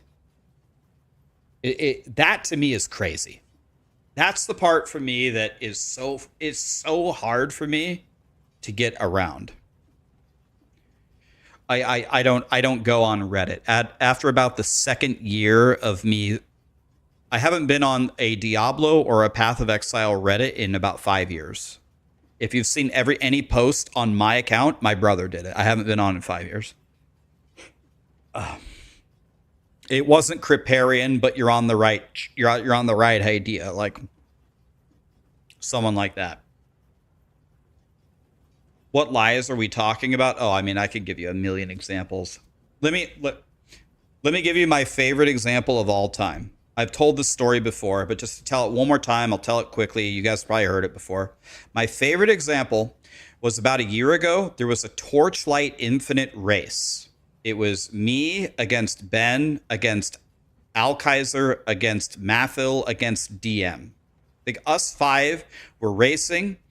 It's a 4-hour race, whoever's the furthest. Okay? No surprise, Ben won. Ben was, I can't remember. Ben was level 81. Alkaiser was level 79. Mathil was level 77. I was level 75. DM was level 73. I have no idea. Something like that, right? So Ben won. So I said, they did the race on like the second day of a last Epoch season. So I wanted to play last Epoch, but I had already agreed to do the race. So we were in the Discord before the race started. I said, guys, I haven't played Torchlight in a while, but this is fun anyway. Let's do a race. It's going to be great. Let's go. So we did the race. And then about 30 minutes before the end of the race, they pinged us in the Discord and they said, if you guys would like to continue to go a little bit longer than 4 hours, we'll sponsor you to play for another hour or two if you want to continue. So I typed in the Discord. I said, I absolutely appreciate that offer. at the 4-hour mark, I'm gonna dip out because I also have another commitment to stream Last Epoch for the launch. So I'm gonna dip out at 4 hours. But I appreciate the race and everything. So at the 4-hour mark, it was announced. Ben won. I congratulated him. I had a lot of fun in the race. I typed in the gift store GGs. I said, if you guys ever want to do this again, let's do another race. It'll be good. And then I switched over to Last Epoch. The next morning, there was a Reddit thread or something about Rax is such an unsportsmanlike pussy that he rage quit the Torchlight Infinite race because he didn't win. Had tons of upvotes and tons of people talking about how I rage quit the race because I was mad. None of that happened. I didn't quit the race. I did the entire race. The reason why I changed is I had an obligation with EHG to play their game. I had to switch back. If I would have kept playing, I would have made even more money. I would have made money by playing. But there were hundreds of upvotes. Then there were people sharing other stories about how Rax quit this other race because he was mad. I have never in my life, never, ever, in an ARPG race, ever streaming, I have never quit in the middle of a competition. I've never done it ever. I didn't quit in the middle of this competition either. I played the entire thing. Ben won. It's a 4-hour race. Like, that's my favorite example. But there's so many examples like that, and it's really just hard to stomach. I'm not sad. I'm not sad that people hate me. I couldn't care less about that. I am mad that people are allowed to just spread lies about me with no punishment, and people will actually believe it. People actually think that I quit the race. The race was over. Ben won. I played the whole thing.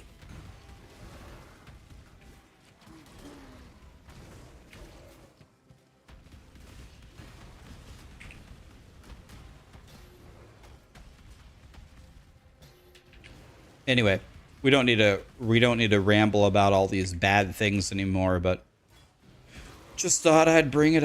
Somehow we got on the subject one way or the other. I can't remember, but just telling you what kind of stuff actually drives me crazy.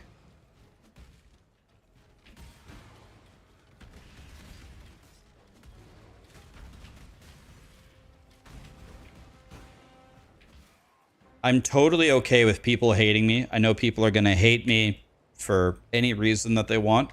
I don't mind if you hate me, as long as you hate me for, at least don't hate me for something that I didn't do. Don't hate me because of a lie. At least hate me for something that actually happened.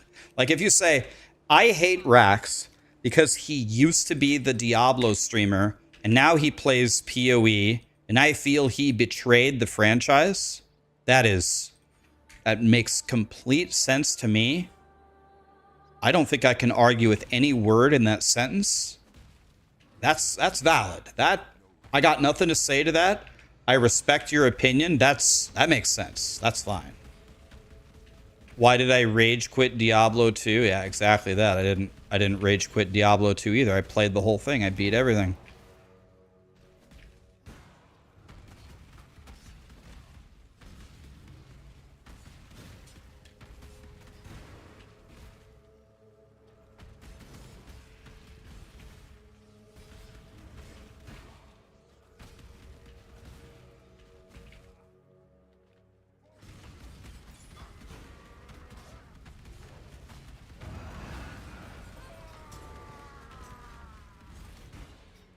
Guys, it's very simple. You already know that accusation is false. You want to know how you know the accusation is false? It's because Torchlight has sponsored me like 3 or 4 more times after the race. If I would have rage quit their competition they'd never affiliate themselves with me ever again, ever. You want to know why? I'm in great standing with XD and EHG and Grinding Gear Games. I'm even in great standing, I think, with Blizzard. I've talked to them before many times about how, guys, I'm just really disappointed in Diablo 4. I can't bring myself to play it. This does not remind me of Blizzard of old. They tell me, Rax, your criticisms are valid. We don't hate you for not liking the direction of the game. Secretly, you know, a lot of us feel the same way that you do, and just keep doing your thing, man. Like, I'm even in good standing with Blizzard. They're sponsoring me to play Midnight. Literally talked to Blizzard this morning, not even about Midnight. I was chatting with them about, actually, I was chatting with them about WoW, not retail, but Classic. Like, guys, you know it's false because they keep sponsoring me. If I would have rage quit their race, they would fucking hate me. It's crazy. Blizzard does not hate me for my criticisms of their game. I think a lot of them actually agree with me.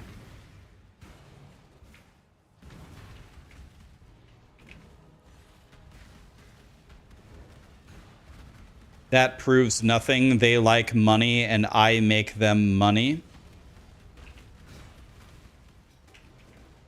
That logic that you're saying is actually not crazy, but that's it.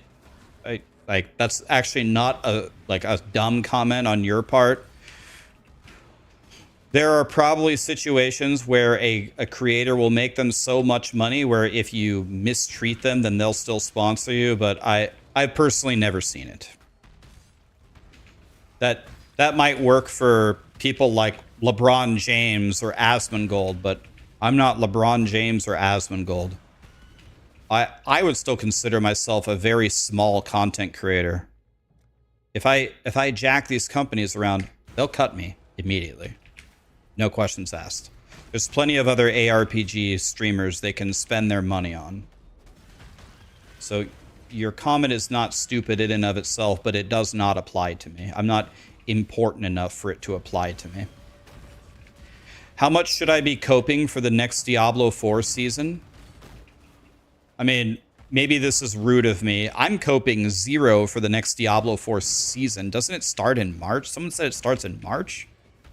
It's a 1-month season before the expansion? I mean, my cope level is 0. I don't think it's going to be great, but maybe I'm wrong.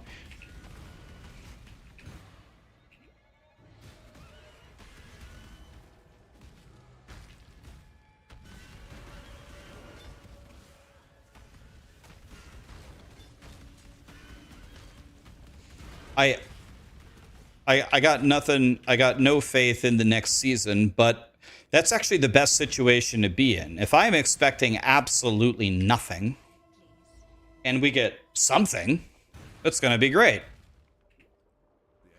How good is the expansion going to be? All right, I'm just going to be honest with you. Here's my honest take. I think the expansion is going to be like the last expansion. I think it's going to be a lot of fun for like a week. And then I think the fun is going to drop significantly. I think it's going to be fun for a week. I would love to be wrong. I'm not going in with any huge expectations, but I'm going to play it for maybe a week. I expect to have a good amount of fun in that week. And then we'll see.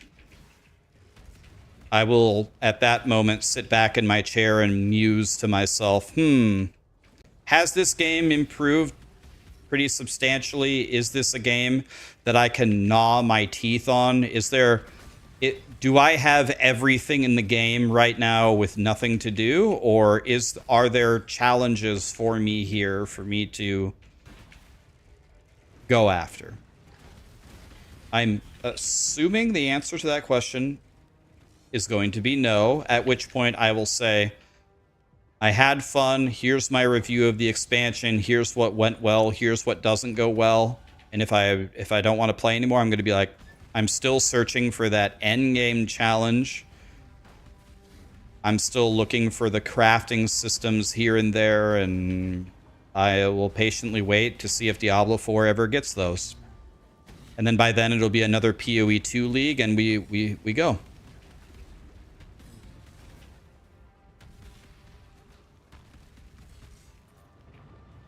That's how I assume it's going to go. There is one thing that I am going to hold on to for dear life. There is a concept that I am going to adopt. It's honestly not even with streaming. I'm going to try to adopt this in all facets of my life. I'm going to really try to move away from negativity. If I don't like something, I'm going to voice my opinion and my thoughts, and then I'm going to move away from it until it's no longer negative to me. I find being angry about these things or arguing about it all day, it's so mentally and emotionally taxing. I literally just can't do it anymore. I don't want to do it anymore. It's not a good way to be. I do think it is very important to provide feedback. I will definitely let the world know how I feel about things. But the moment I've said my piece, I'm not going to dwell on it anymore. I want to focus on the things that I like. It's so much easier in life to do that than the things that you hate.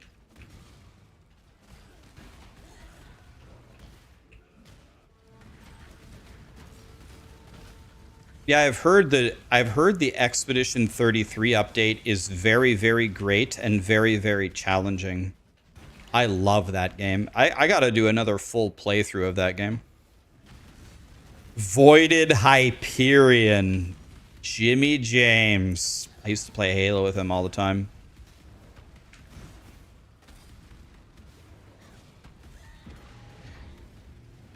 Voided Hyperion. That was one of my best buddies in oh shit, I opened a breach. I was oh holy. Hold on, I'm dying. You guys want to go? Oh, I wasn't even paying attention.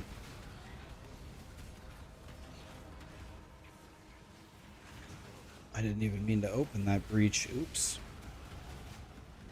Trying to avoid the breaches because they're not going to be this abundant next season, so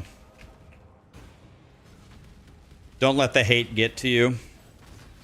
Yeah, you're absolutely right, James. You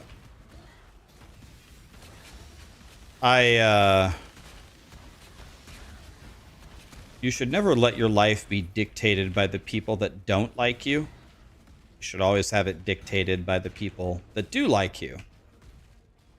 So it's definitely the correct answer to not let them bother me.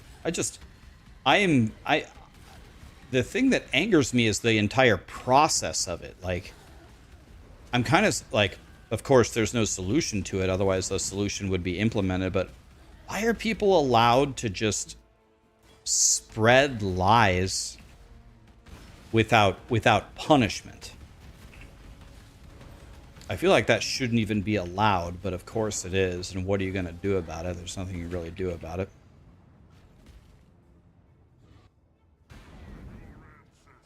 Good night, King. Do what makes you happy. Oh, thank you, buddy. We will. I think I have cap fire res, don't I? This guy should be fine. Let's curse him.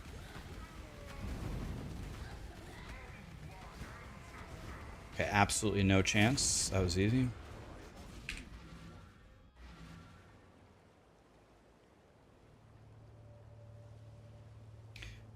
It's just because lying is not illegal. Yeah, unless it's like libel or slander.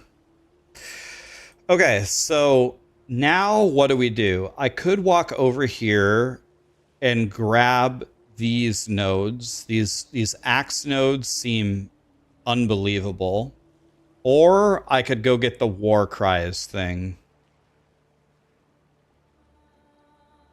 You guys think we go for the war cries thing first? Or you think we go for the axe thing first?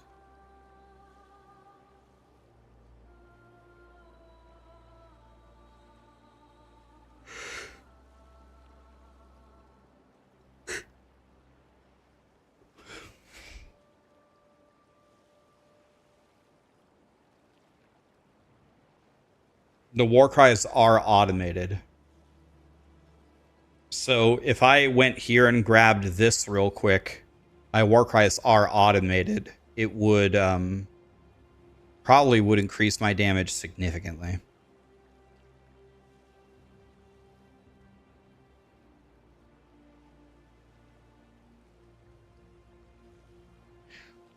Let's look here. So what I would gain is 14% damage, 12% damage, 3 attack speed, 12 3 attack speed, 12 3 attack speed, 25 damage, 8 attack speed, 1 rage, and then I would also gain 30% increased damage.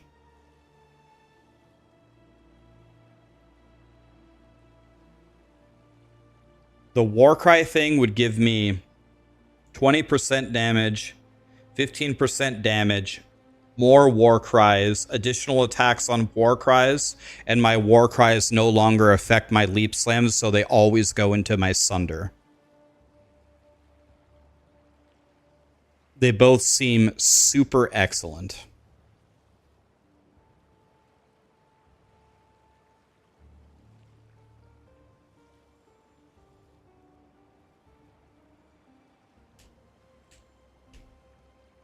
I guess on bosses, you could argue you don't even need to use Leap Slam. You just kind of move around. So maybe the Axe Wheel is better.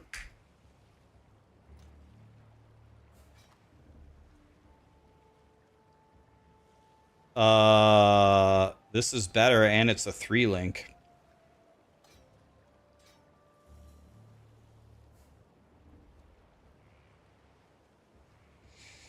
I don't think this 3-link actually helps me at the moment, but... Wait, what am I doing? Those two stay here. I don't think this 3-link actually does anything for me. 3.3, 3.2. Well, it's about the same. Oh, here's a 4-link.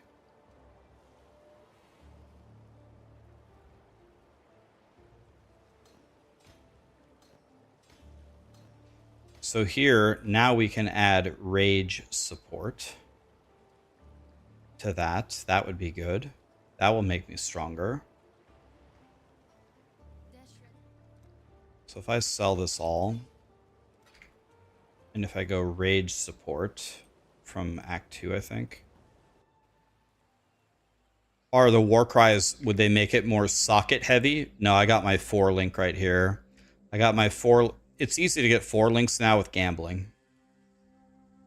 4-links are easy. I would say they're free. 4-links are free with gambling. So now I have rage support on my leap slam. That's going to help me build my rage.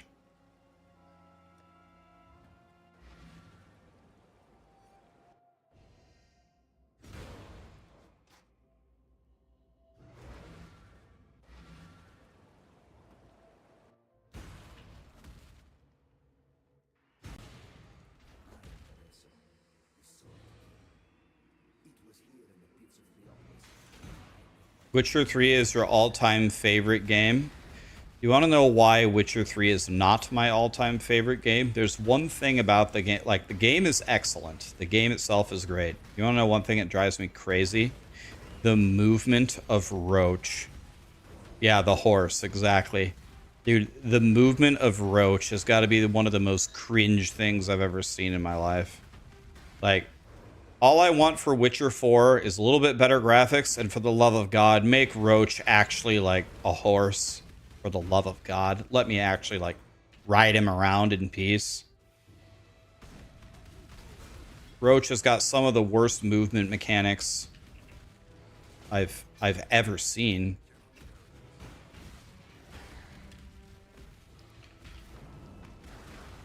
Roach for you works better than any mount in Diablo 4. Roach is like has the tuning of the original Diablo 4 mount. Gets stuck on every pebble, super clunky. You want to know what's funny? I'll tell you the funniest thing ever. I wrote a paper to Blizzard 1 year before any of you ever played Diablo 4. 1 year before the quote-unquote public beta, Blizzard gave me a giga alpha copy of Diablo 4, and they said, Rax, play this game and give us feedback. Help us. Like, the game was so alpha, there were no buildings like this. There were no designs. It was all just gray blocks. The whole world was just gray blocks. They hadn't put any art in it. And I wrote them a paper, and the title of my paper was "My Horse and I Are Not Friends." And I went on and on and on about how the horse, like, I was like, guys, the entire selling point that you're trying to do here of Diablo 4 is it's the first ARPG with an open world. This horse is so unacceptable. He gets scared in 2 seconds. He doesn't turn well. He doesn't jump over anything. He gets knocked into everything. He's not very fast. Like, everything about this horse, like, read the title of my paper. My horse and I are not friends. Like, we need some significant work on this horse. Like, some outrageous work here. And they said, thank you for the feedback. And then when you guys saw the horse in the beta, the first, like, time you played the game, like, the world played for a weekend, like a month before Diablo 4 came out, it was actually significantly better than the horse that I played, but still everyone had the same feedback. Everyone was outraged. This horse is the worst horse ever. It gets stuck on everything. It's scared instantly. It's so slow. It doesn't turn right. This horse is such a piece of shit. That's was everyone's feedback. And I was just kind of smiling to myself in the corner. I'm like, oh God, you guys have no idea, no clue the horse that I had to play with. You would be putting a giant wiener in your mouth for this horse if you saw the horse that I had to deal with. But, like, still the entire world was outraged at how bad the horse was, even on the version that you guys played. So then they buffed it again and again, and they took away the barricades, and they doubled the amount of threat that the horse had so it wouldn't run away, and they made the turning better, and again and again and again and again. And now the horse is pretty damn fast and rides around fine. Yeah, I'm talking like a jawbreaker. Like, you're gonna need more surgery on your face than Jake Paul did when you're done with this wiener, compared to the other horse you would have had to deal with.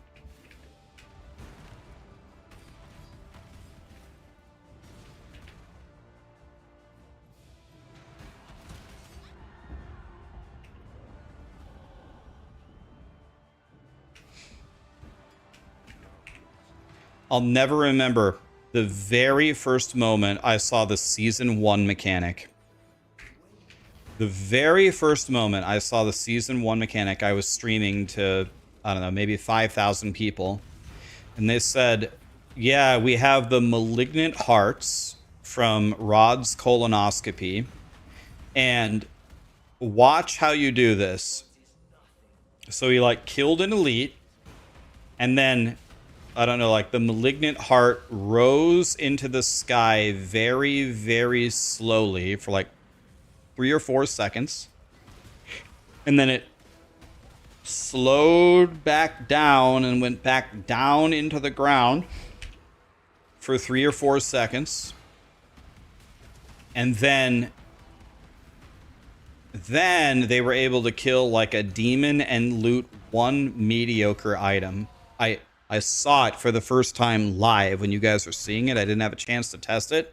I was looking at that, and I just instantly said, this season's doomed. Like, that is, what I just saw is so unimaginably unacceptable. Like, they think that we are going to play a season where every elite, you kill it, you wait 3 seconds, then you kill him, and then you loot an item that usually sucks, and then you move on. But, like, I can't, there's no way, like, it's over. Like, the first season is already dead. Just instantly, I was like, It's over. That's it. And it was still to this day regarded as pretty much the worst season ever. Because I mean you just can't do stuff like that in ARPGs. You can't have the mechanic be this constant, unimaginably slow thing and have it, no one is going to enjoy that. No one. Not a gamer dad, not me. I mean,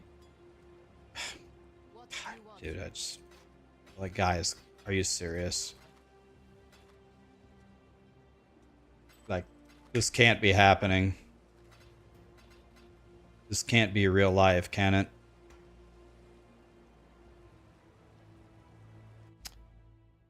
Do I think Infernal Cry or Rallying Cry is better than General's Cry right now for in the chest?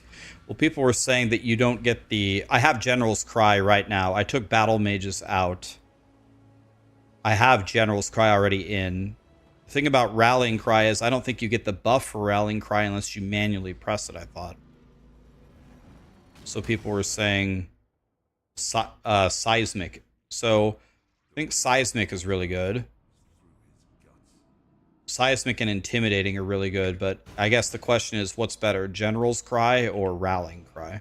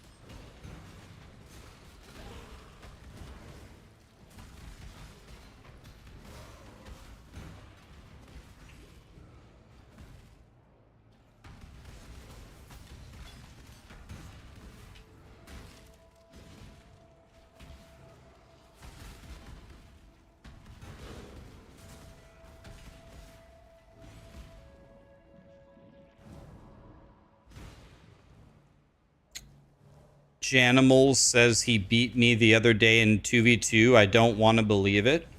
Well, luckily for you, buddy, you don't have to believe it because I have played 0 2v2 arenas. I have not played a 2v2 arena in WoW since I've returned. So that is a false statement. I haven't played a single 2v2.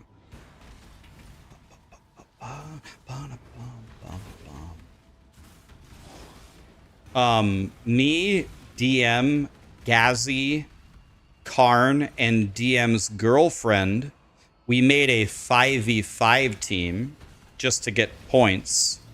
I think we went 5-5. None of us have any PvP gear, and we all just queued 10 games, just bloodlusted and tried to win. We actually gained rating, believe it or not.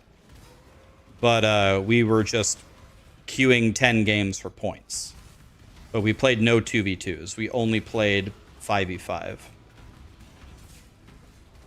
I think DM's girlfriend had... Well, no, it's not just her. It's all of us. We all have about 1 HP and 0 resilience in full PvE gear.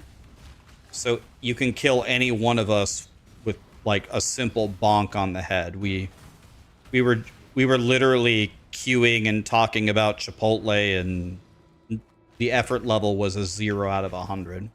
But we still gained rating. You start as a 1500 rated. We ended like 1520, so we gained 20 rating.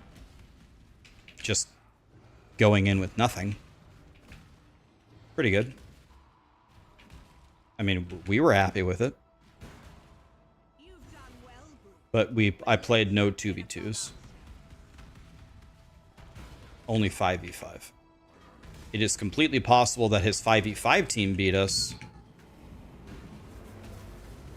But that's because we have no gear. It will change, of course. We'll get the gear eventually. We don't have any PvP gear. Too poor for that.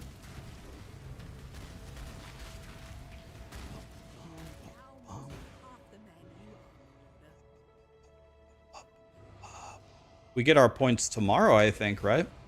For our 5v5.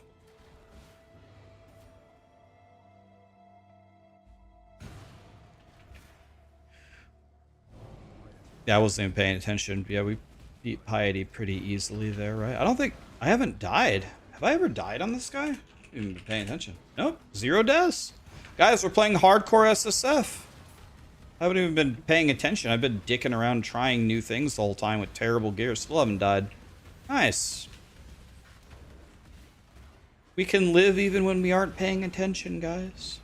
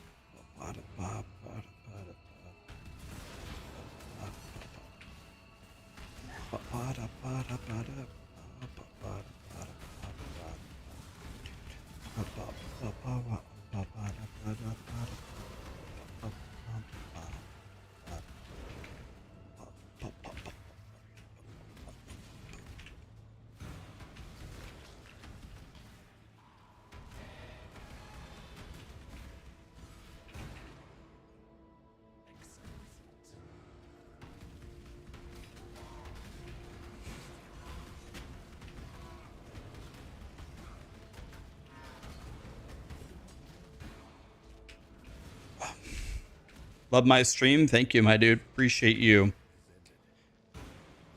That's a lot of vowels. Let's see. How do we say this? Oha. Oh.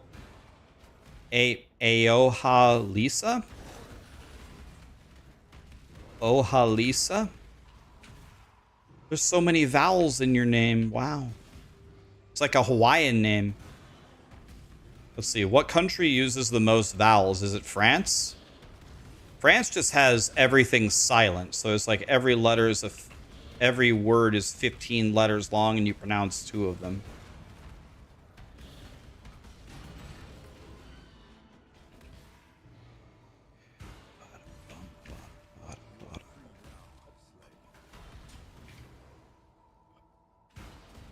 We do not do that.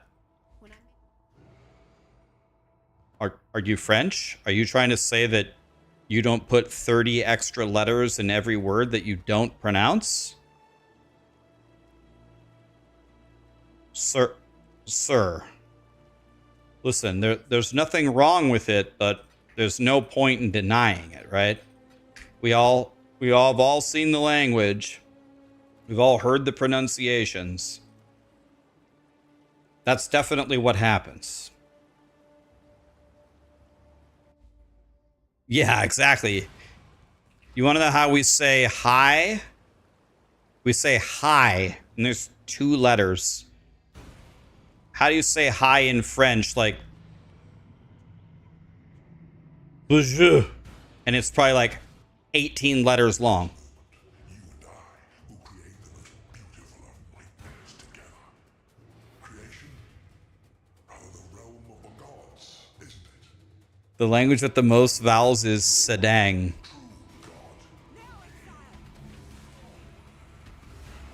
Embrace the future.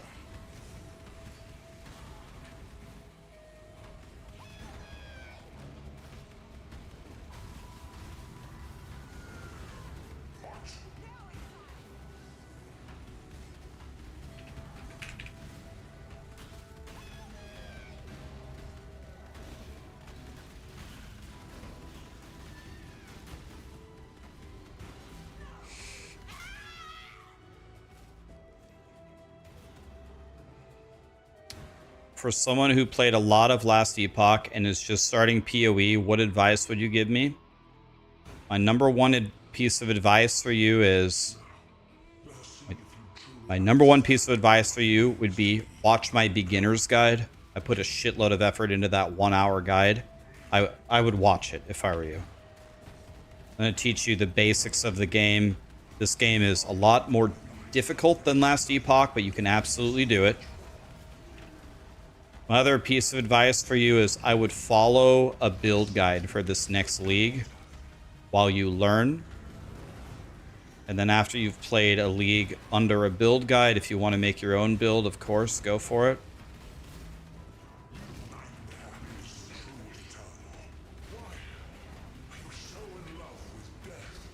It's teleporting.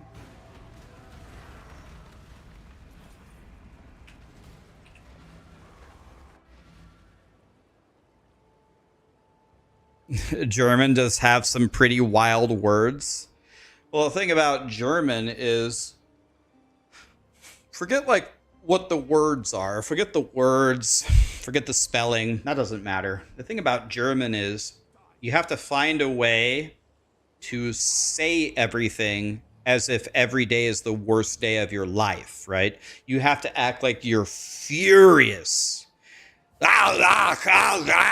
Like you go into McDonald's, you're gonna order like in America, you go into McDonald's and you'd be like, "Hi, can I have a Happy Meal and a double cheeseburger?" And in German, you walk in and you go, and that's how you order it. Like it doesn't really matter like the words or how they're spelled or anything like that. You just have to act like you have to speak. The inflection is like you're having the worst day of your life. That's just the way that it is.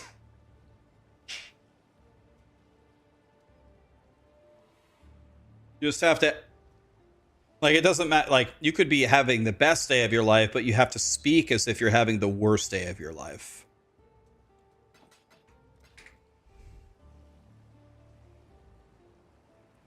Will the build use Sunder all the way to the end? You don't use Sunder all the way to the end. Sunder rules in the campaign and the very beginning of maps, and you drop Sunder. We're dropping it for Earthshatter. You drop Sunder for sure. There's no keeping Sunder. It's great until a certain point, and then you have to switch. What's up, Aaron? I haven't seen you in a while. You've been, let me guess, hanging out with Zevi? Those two are going to get married one day, trust me. I'm calling it right now. Hey, we got Fist of War. Oh, we got Brutality. Do we do Fist of War here, maybe? Or do we do Overexert?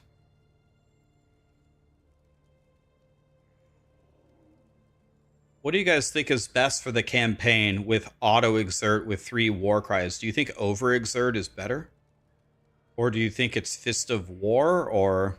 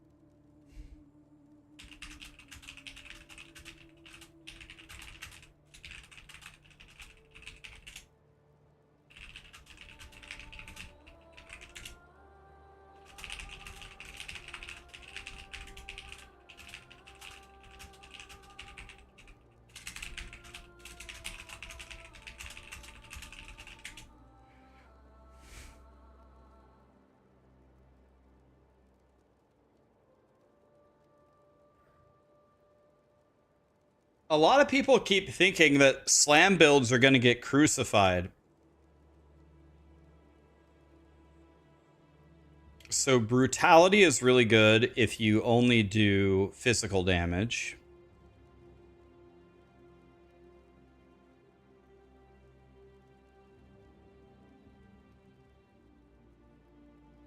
Maybe overexertion?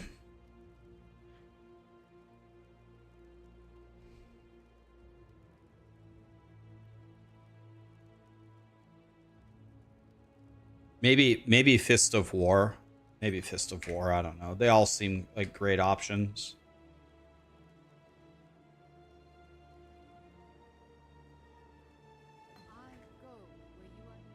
All right. We gotta do some work on the planner here, guys. Oops.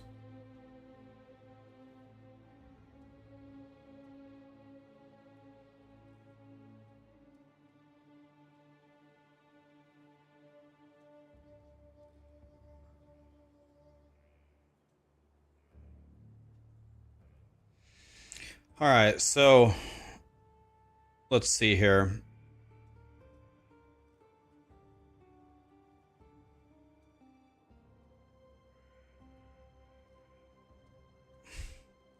So we're gonna buy Auto Exert and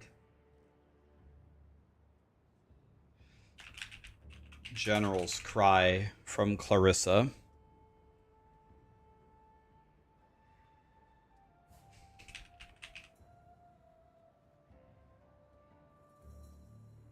And we're gonna buy Rage Support.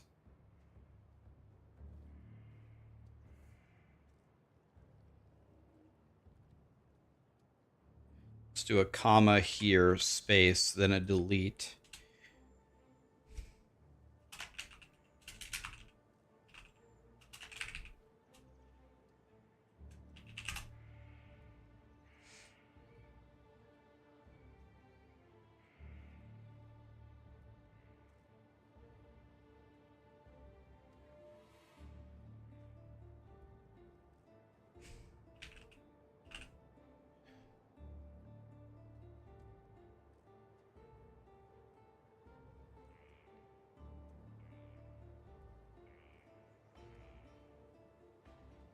So let's actually write down everything that we've done here.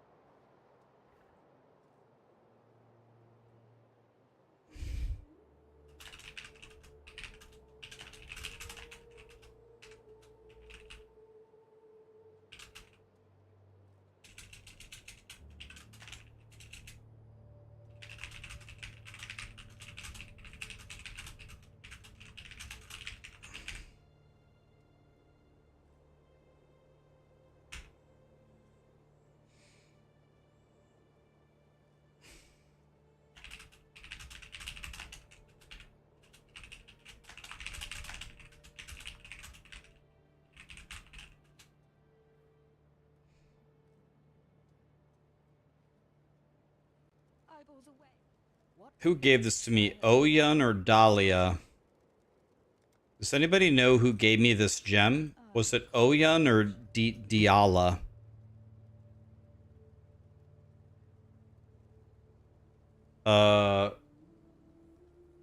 My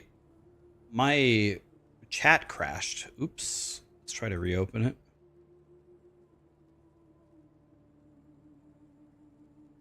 Oopsie. I didn't see any messages for the last like 2 minutes, guys. Sorry.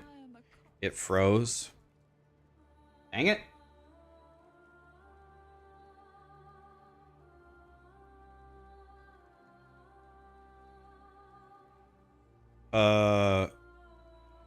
Is my chat totally broken? Hello?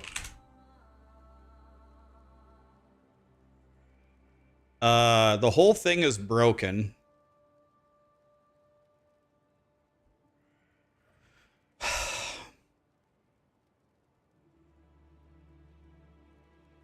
Let me log out and log back in, I guess.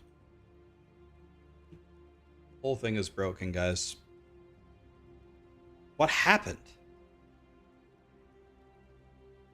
I didn't do anything and it broke. Why does everything break around here?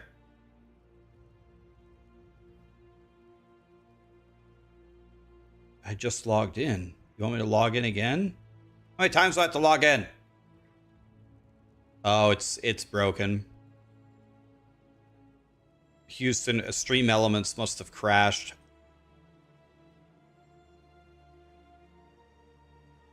Yeah, so it must have crashed. It must have just completely went down. Well, what shall I do now? Let me see if I can fix this.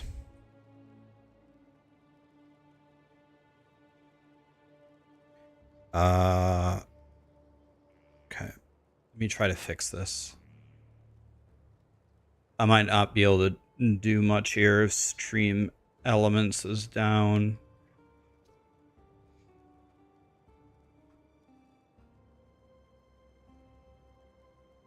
Okay, now let's try this. If this doesn't work,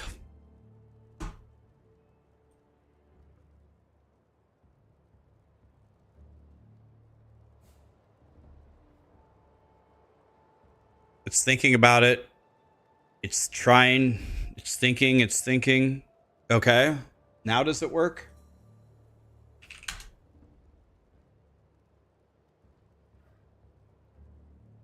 No.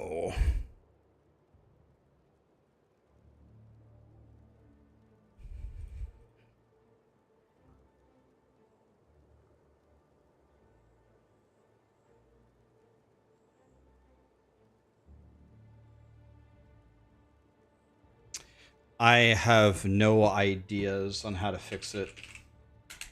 It must just be down. Damn. Okay, well, we're gonna... I can try to stream a getaway. Okay.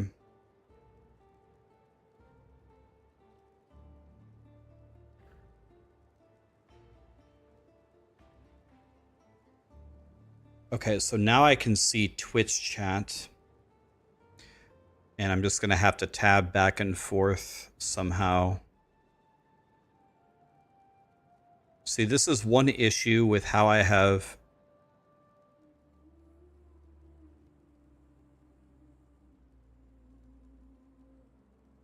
This is... one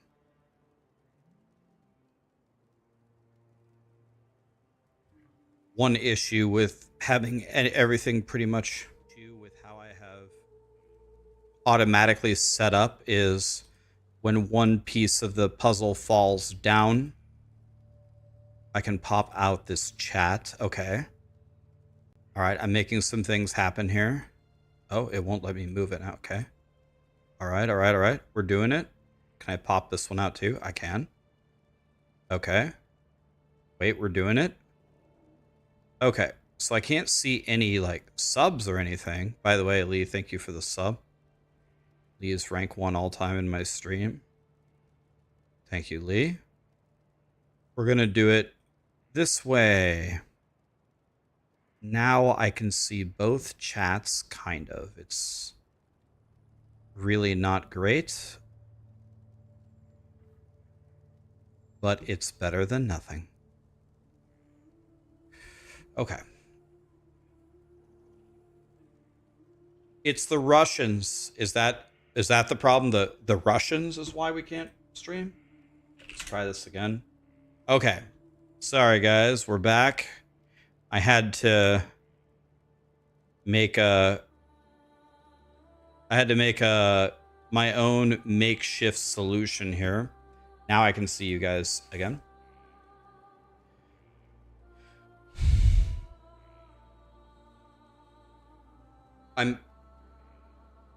I'm gonna make both Magic Dragon.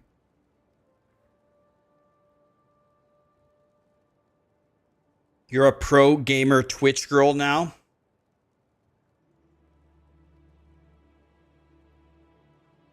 Dang, I didn't even get to see Erin's response when I teased her about marrying Zevi. Damn it. You win some, you lose some, guys. Sorry, does anybody know which NPC gave me that reward? Was it Diala or Oyun? One of them gives me the worthless golem, and one of them gives me the actual good gem. This guy gives me the stupid gem, right? Is it Diala? Prime, Prime, thanks for the Prime. Okay, so it's Diala.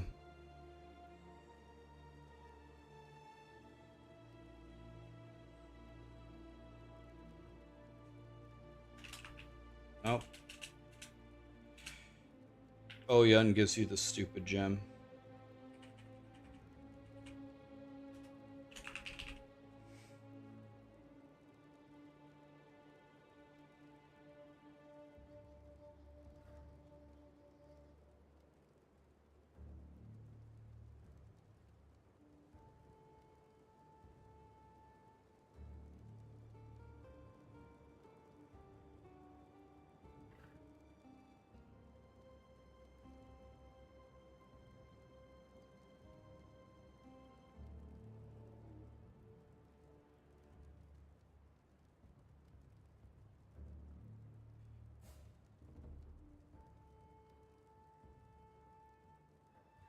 Okay. So here's the question, guys. What do you guys think would be the best 4 link that we could have at Act 4? Is it... So it's obviously Sunder. We could go... There's a lot of good choices. We could go Pulverize. We could go Fist of War. We could go Overexert. We could go Melee Fizz. We could go Ruthless. We could go Faster Attacks.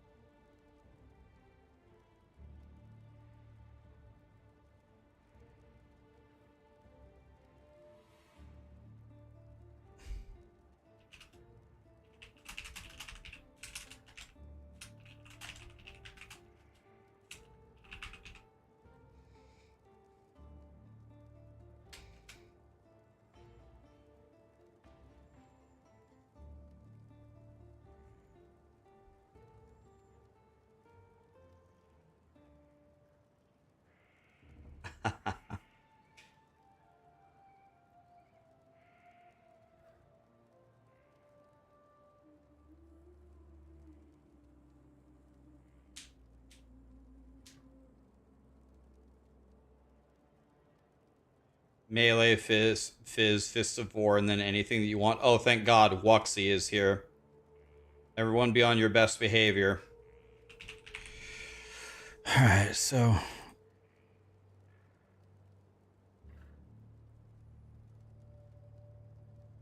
Holy shit, I wrote a lot of stuff here.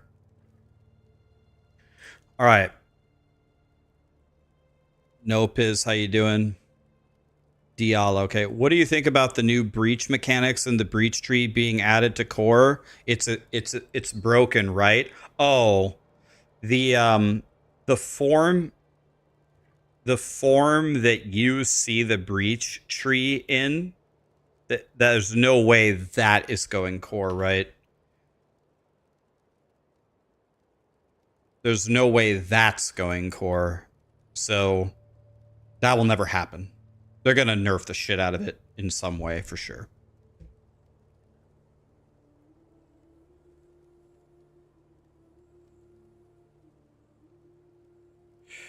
You want to know what? Maybe that's the play. Maybe we go Fortify, because Fortify lets me skip the Fortify tree, and then I can go get other things, right?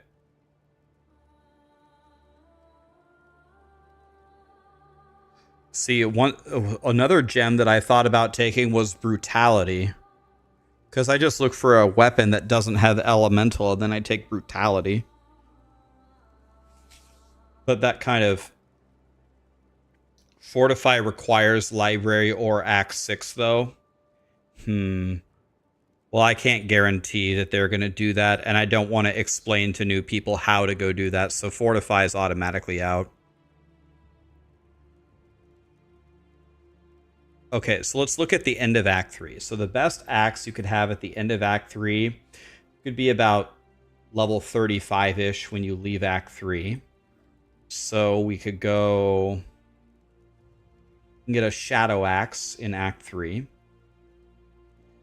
And then this could be vicious, so this could be 109.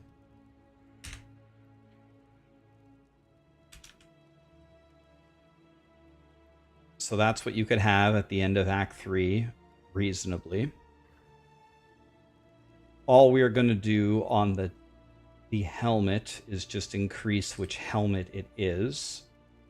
So we can get a gladiator helmet.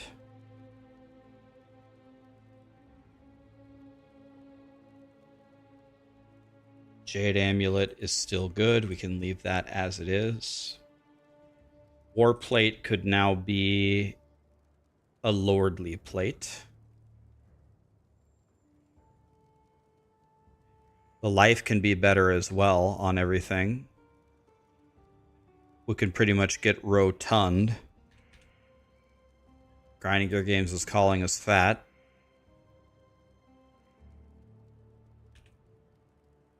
It's also okay to not get life on your chest piece to get the life mastery later, but again, I don't want to make complications for the new people, so just get life on your stuff. It doesn't matter. 99 should be possible, right? Yeah, at 36 it should be fine. So 99 life everywhere. Just put life on your gear and then enchant some resistances. Good enough. How much movement speed can we get here? We can only get to 20.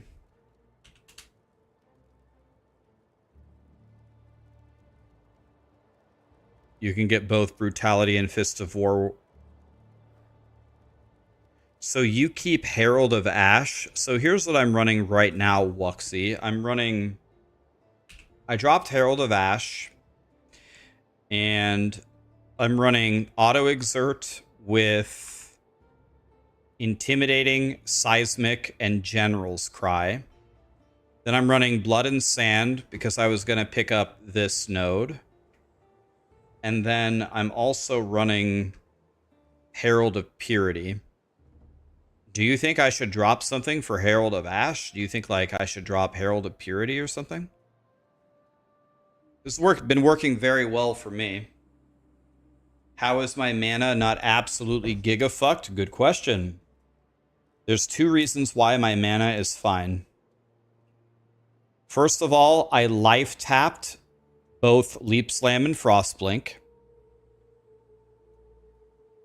I would prefer to have faster attacks with Leap Slam, but it is what it is. And the second reason why is because I walked over here and grabbed this.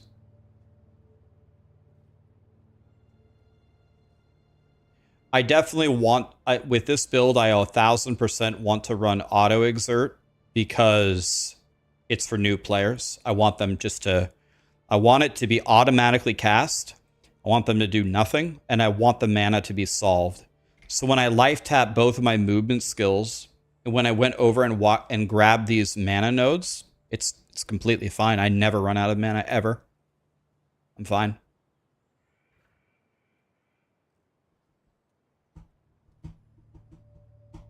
What if the new slam is so pog you don't want to play Sunder?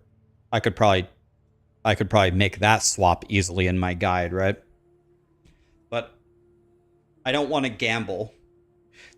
This planner is not really for me, guys. This planner is for new players. I want everything to have maximum comfort. This gives you a free Frostblink. This solves your resistances. This solves your mana. This gives you life leech. This gives you the rage and the attack speed, and this is going to give you damage, and then I'm going to solve their war cries for them.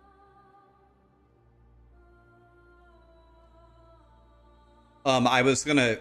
See, that's what we were discussing, Wuxie.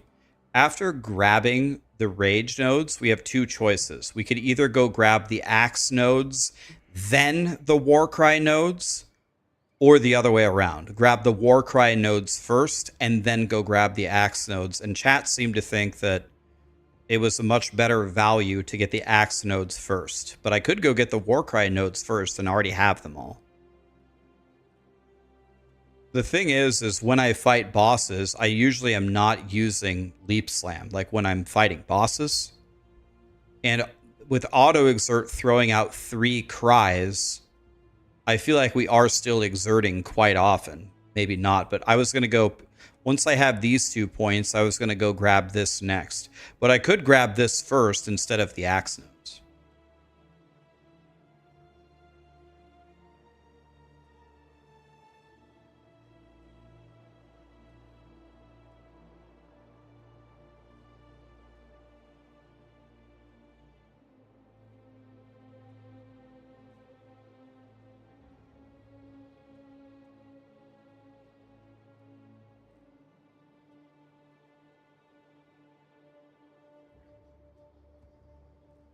I mean, my damage has been insane. I've been completely destroying this with. I have no deaths either. I don't run out of mana. I haven't died. I've been killing everything easily. Once I get these 2 points and these 5 points or whatever, 6 points, I mean, it's over, right? Then we can go down and get fortification. But my mana's pretty good.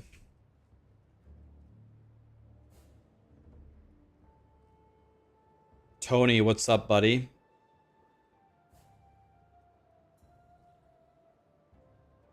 Yeah, deep breaths is up here, right? Yeah.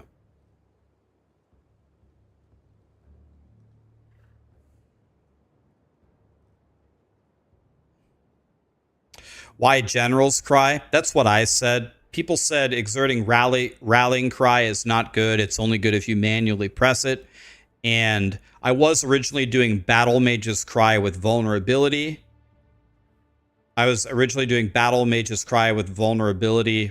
But that made me run out of mana. So then we were looking for some cry to use, and General's Cry, even though like you need like corpses, right? Like without Desecrate, but we were thinking that General's Cry was pretty good for clear. That's why we were doing General's Cry, for clear. Because when we cry on the corpses, don't we gain the gym bobs as we're like mapping through? So it summons the Mirage Warriors from the corpses, and some of the bosses have ads, like Izaru had ads, so I was general crying on the ads that he had.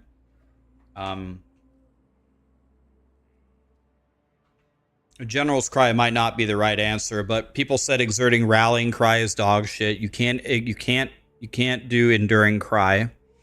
We could do infernal cry. You think infernal cry would be better than general's cry? Or maybe rallying cry is better than I think it is, but I thought, doesn't rallying cry suck if you auto exert it?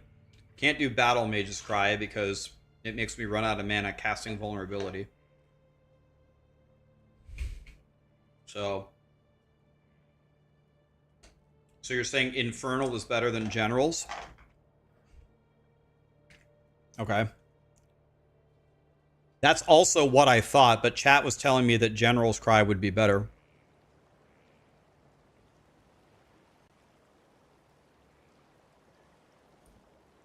See, that's what I thought. Okay, I would much rather do that if that's better.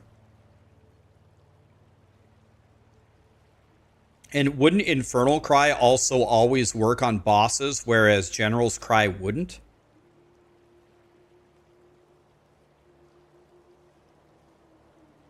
Let me see.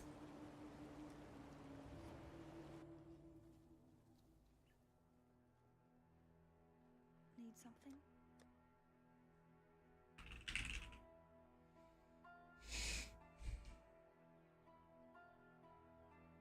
Yeah, I mean, isn't this just much better? So, but if we're using Infernal Cry, does that mean we can't use Brutality?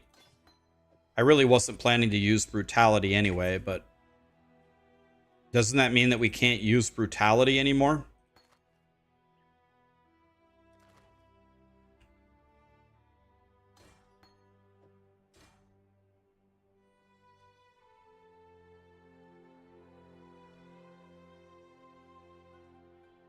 What is it?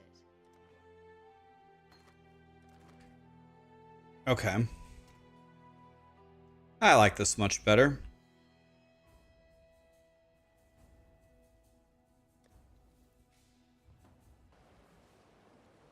Here's a question. Do you think it's even worth it in the campaign to level up the war cries? Because if I keep them at a low level, then isn't the whole point just the exertion part? Like if I keep him at a low level, then I'm never going to run out of mana. What do you think about that?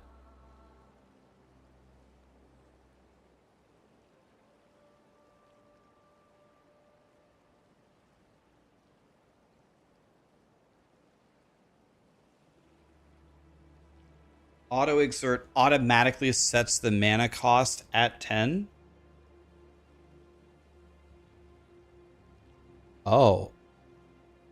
So I saw that it said the base mana cost is 10, but you're saying See, I thought when it said base, it meant that it was still a variable.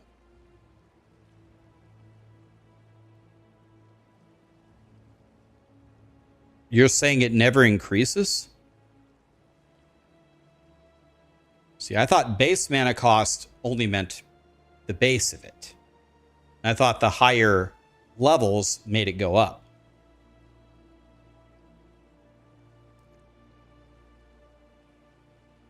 It's variable with percent cost modifiers or mana cost rings. But you're saying, so you're saying it is a variable, but the variable, the base is always 10 to which those variables are applied to, meaning if you level up the war cries, it doesn't change. But it overrides the base mana cost of the war cry itself.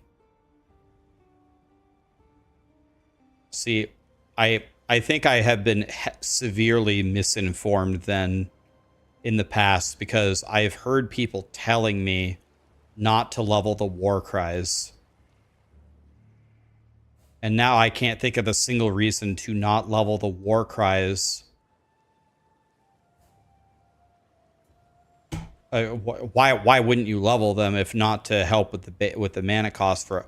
Oh, well, no. I was going to say maybe I was using the war cries outside of auto exert, but no, I was auto exerting them. That doesn't even make any sense. Huh, thank God Wuxie is here. Cleans up a bunch of misinformation. Alright. Okay. What is it, Exile?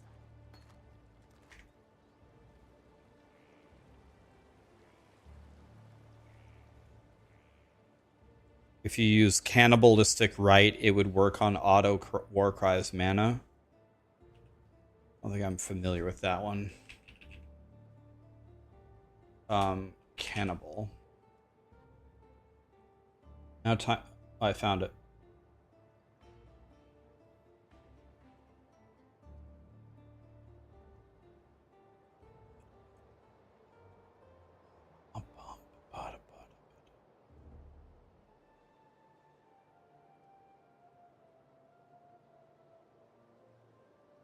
Right, yeah, I know all about that. You have all the war cries at completely different quality levels, and then isn't it Intimidating Cry that you put at the max level first?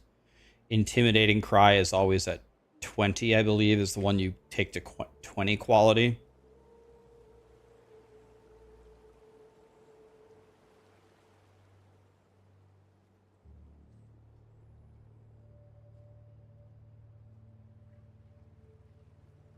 Okay.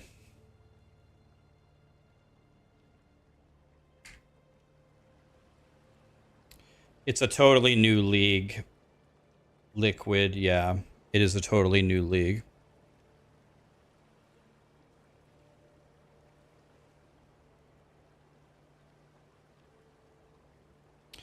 Yeah, so we just take Warcry speed and Warcry CDR. All right. So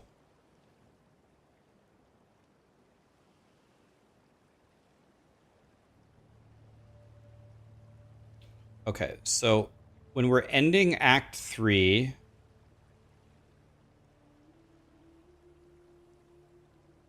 let me just look at what we're doing here. So now we're going to look at our gems. We're going to copy this. Ending Act 3, confirm. So now let's look at what we have here. So Blood and Sand is there. Intimidating Cry is here. Blood Rage is here. Herald of Purity is out. Or no, I am using Herald of Purity. So let's bring it back.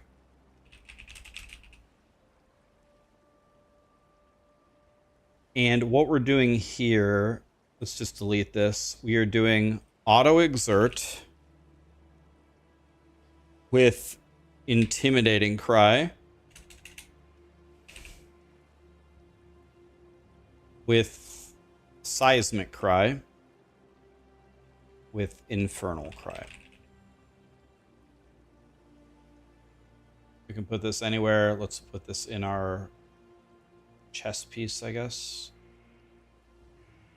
Actually, we would prefer not to have it in the chess piece. We'd prefer to have it in the gloves or in the hat.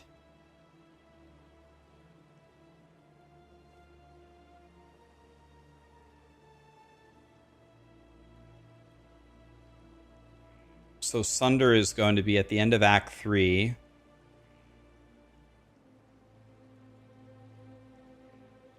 We need... By the way, we should have Sunder at the end of Act... We should have Melee Fizz already here. Melee Fizz, and then Ruthless.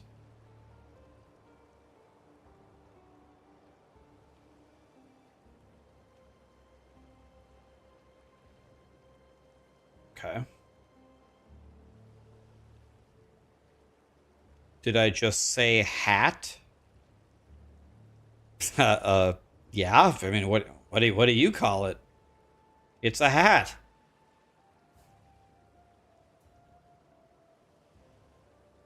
So Sunder is going to be Melee Fizz. We can't get Fist of War yet.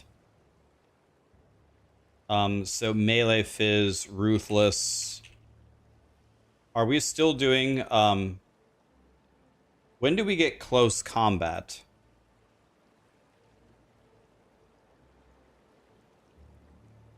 What is it, Exile? Go where you are needed. Do you need help?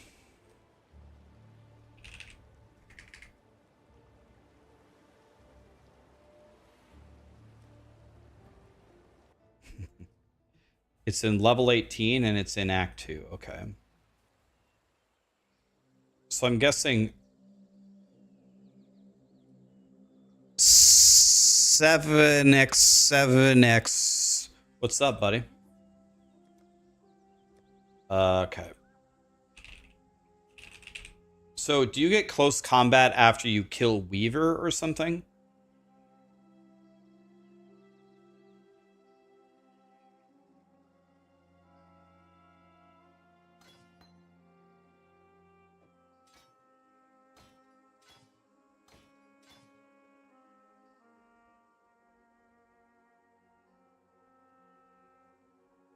This build is for you guys, exactly. I'm trying to make it as good as I possibly can. I am trying to polish it to a pristine level for you. Believe me. So in Act 3, or let me see, what am I doing here? Let's go back. In Act 2...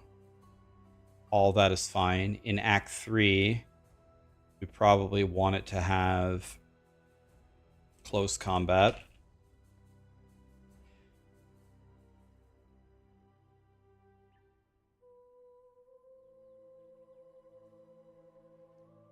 Yeah, sometimes I go faster attacks.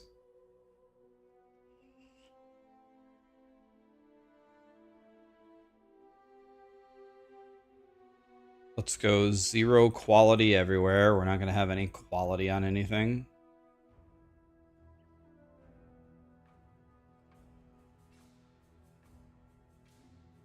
So if you had red, red, red in Act 3, or if you had quad red at the end of Act 3, what would be your last red? Would you still go Chance to Bleed? Because you have Ruthless and Melee Fizz, but you don't have Fortify, you don't have Pulverize, you don't have Brutality, you don't have Fist of War. So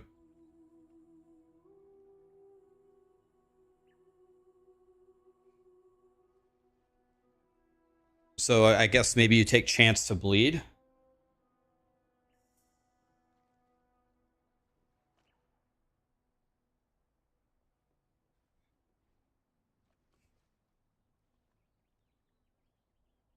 Well, Ruthless, what do you mean? So if we have 4 red at Act 3, we certainly have Sunder, Melee Fizz.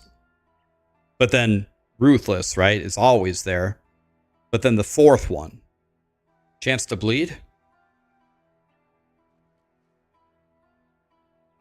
Yeah, okay, Chance to Bleed. Because you don't have Fortify, you don't have Fist of War, you don't have Brutality, you don't have Pulverize. You don't have any of them.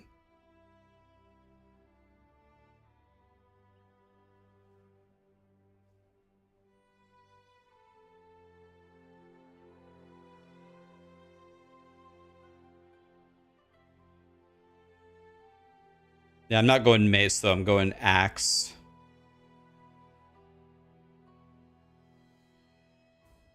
So let's put 0 quality on everything. So otherwise, people are going to get confused. Level 1, 0 quality.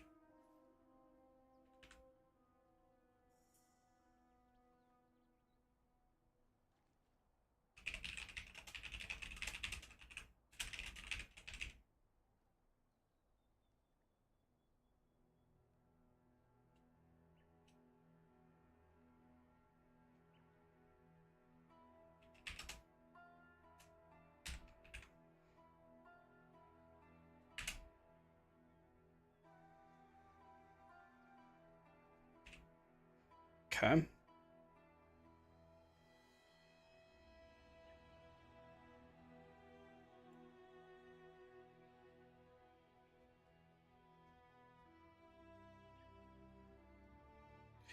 Is AI going to make a build for us? I mean, I guess I'm kind of like AI in some ways.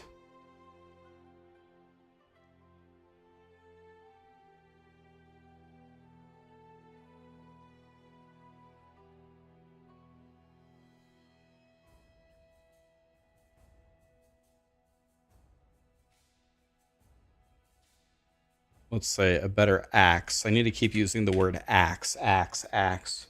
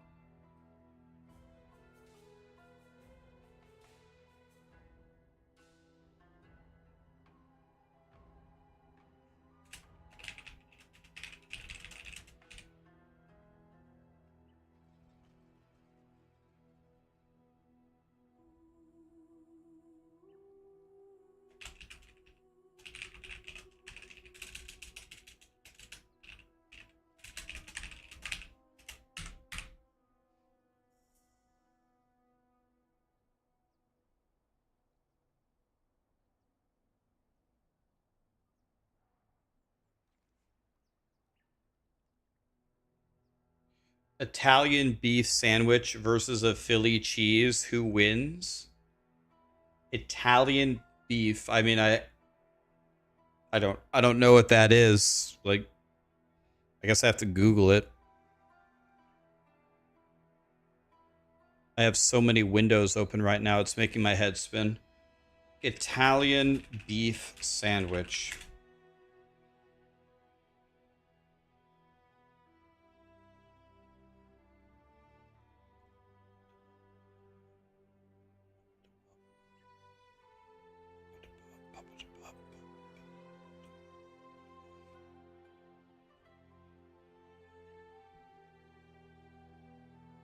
It honestly looks almost like the same thing. It just doesn't.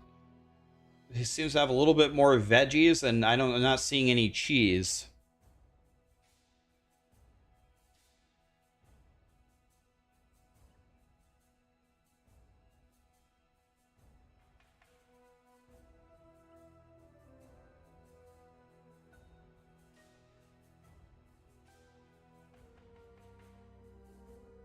Be careful with that search. Yeah, I was halfway expecting to see a giant penis with that search.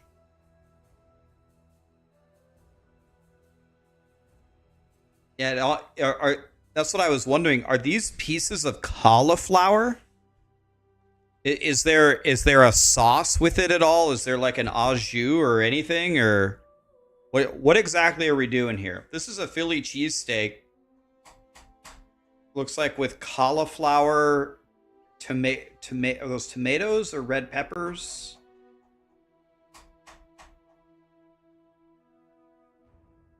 No whiz, no cheese whiz.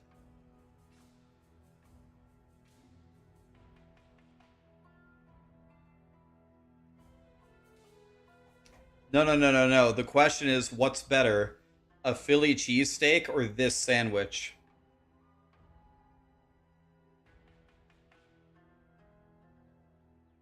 The green peppers are the veggies are green peppers and giardiniera. Giardiniera. Never heard that word in my life.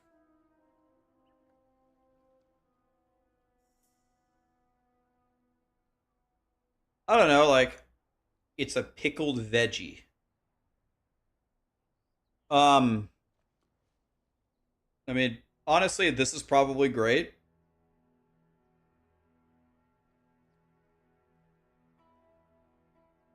How do you not know what a giardiniera is?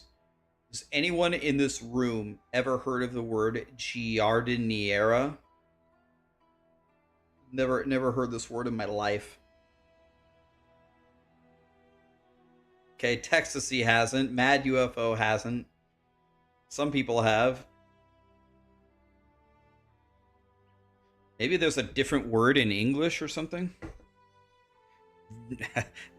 Vince doesn't know what it is. I'm gonna Google that word. Giardiniera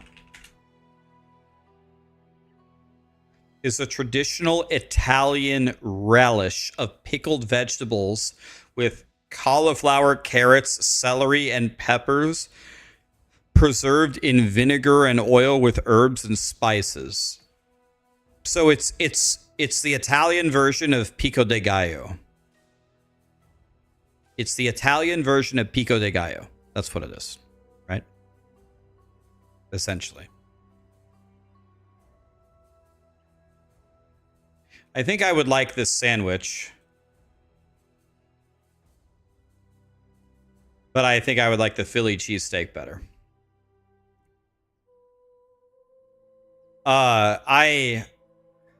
This is probably an unpopular opinion. Well, it's probably going to be like 50-50. So, I love Philly cheesesteaks. I love them. Here's the probably half and half opinion. I think Philly cheesesteaks absolutely blow with cheese whiz or American shitty cheese. If they use like a much higher quality cheese, like anything, Swiss or provolone or mozzarella or anything other than that shitty Cheese Whiz, I think it's way better. I think it's way better. So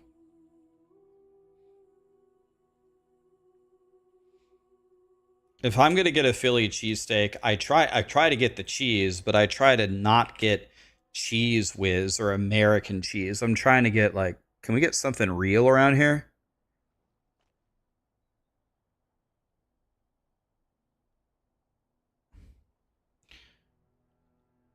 Does Sarah eat pickles? Sarah loves pickles, and she loves pickled flavored anything. If you take her to a gas station and let her run in and grab snacks, she'll buy the dill pickle potato chips.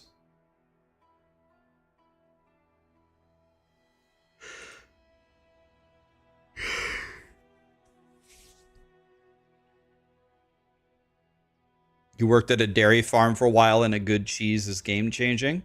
Yeah, it is.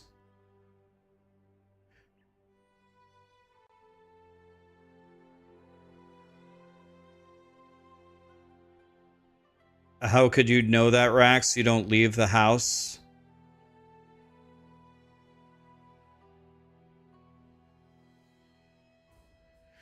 I'm gonna change this to make it.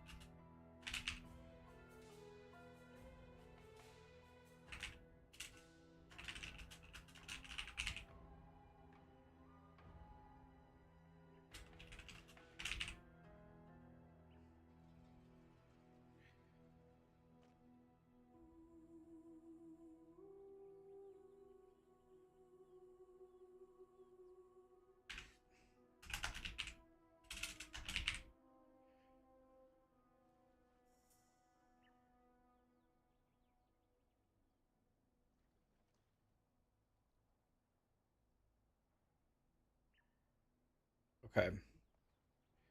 So, Act 2 end, we're going Sunder, Ruthless, Melee Fizz. Act 3 end, we go Sunder, Melee Fizz, Ruthless. And then we also want to add, if we can fit it, Close Combat.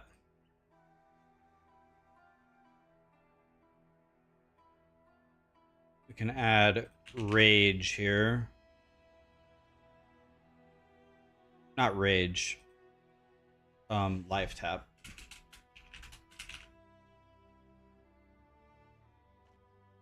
With 0 quality. With all of this with 0 quality. I'm not gonna have any quality on anything. Frostblink is there. Blood and Sand is there. So now this is going to be Auto Exert. And it's going to be Intimidating Cry. And it's going to be Seismic Cry. And it's going to be Infernal Cry. We're going to be crying for sure.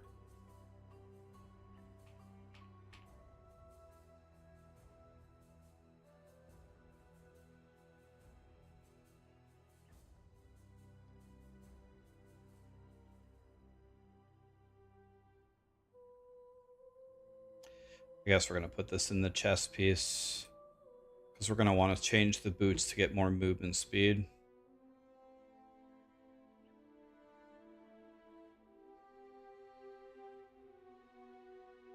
So Herald of Ass is out.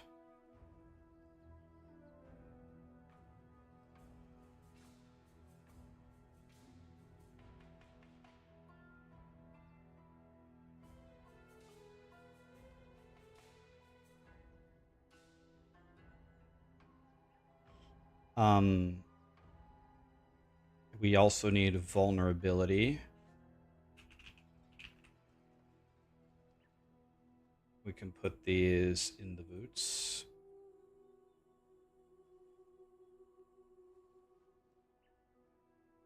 We could just life tap all of this, actually.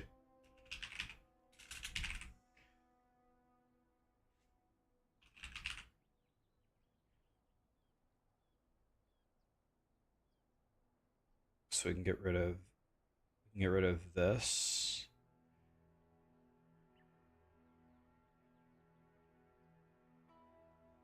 Herald of Purity should not have quality on it.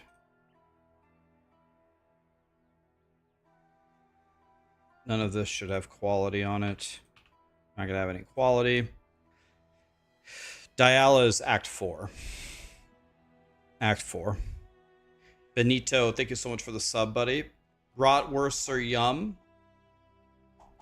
The Italian beef sandwiches are delicious, but the Philly cheesesteak is better. Yeah, I bet they're both great, right? I don't know. As a personal fat ass, I hereby declare they're both probably great.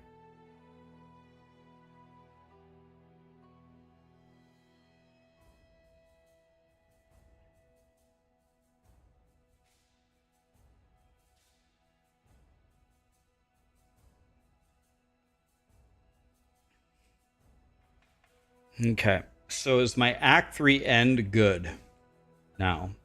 So I have my 4 link, Sunder, Melee Fizz, Ruthless, Close Combat. Then I have my 4 link, Auto Exert, Intimidating Cry, Seismic Cry, Infernal Cry. Then I have Leap, Faster Attacks, Momentum, and Life Tap.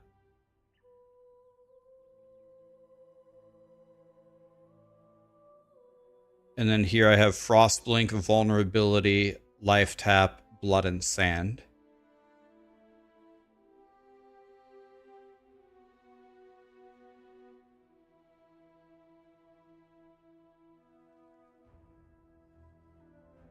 So Act 3, we should be having better flasks. Probably Sacred.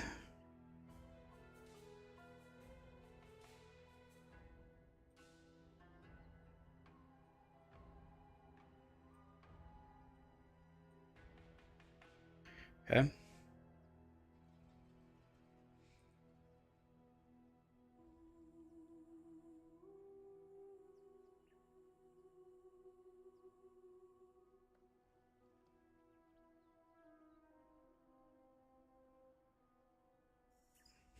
Okay.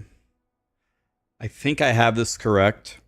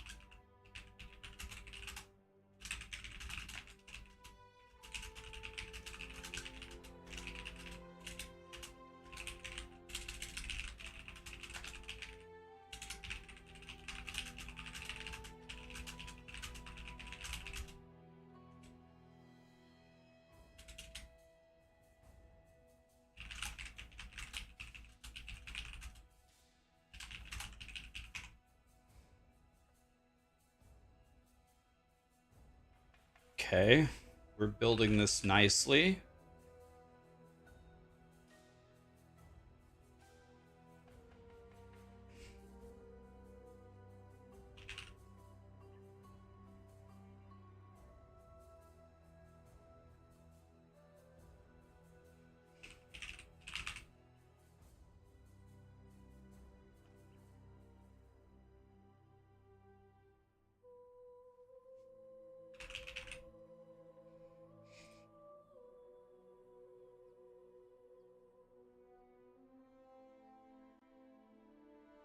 I'm pretty sure it's Nessa in Act 1, right? I'm pretty sure that's her name. I could be wrong, though. Let me check. Yeah, Nessa. Oh, I had a passive point here the whole time. Lol.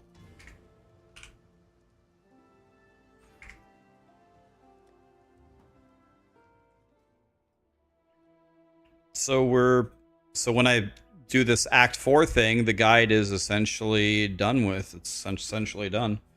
So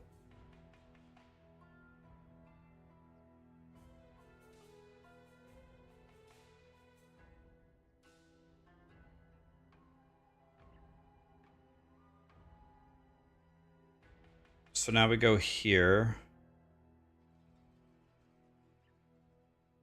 And we build our final form here.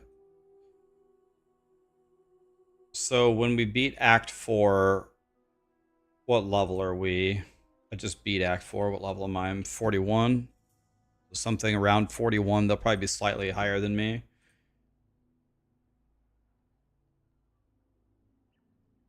Okay, we go Timber Axe, I guess.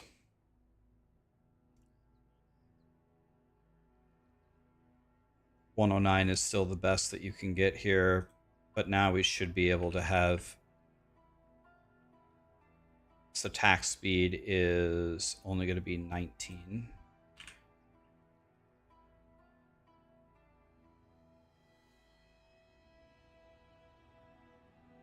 So the Timber Axe can have a better. Can have a slightly better helmet. Can have a much better body armor.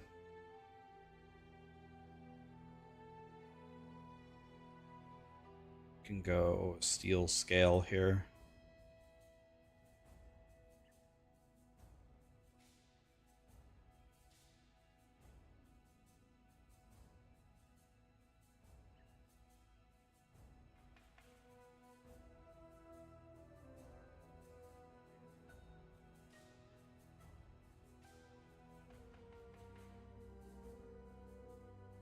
Okay. Can I get level? Yeah, I can get 25 movement speed here.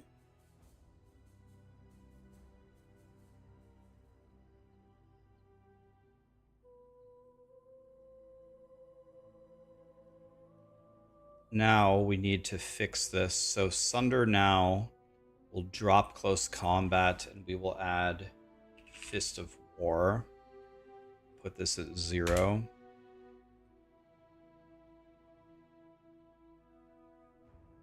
Deep Slam. You know what? Let's delete this. Trash this. Copy this. Act 4. Here we go. Now this will be much better. So Fist of War here with a 0. That doesn't change. No, I think nothing changes, actually. It's exactly the same. Nothing changes. Only that.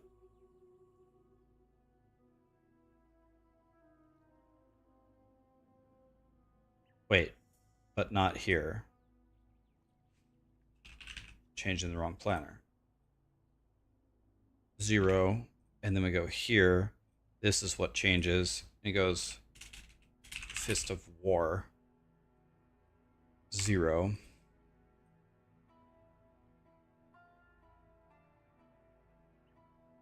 Nice.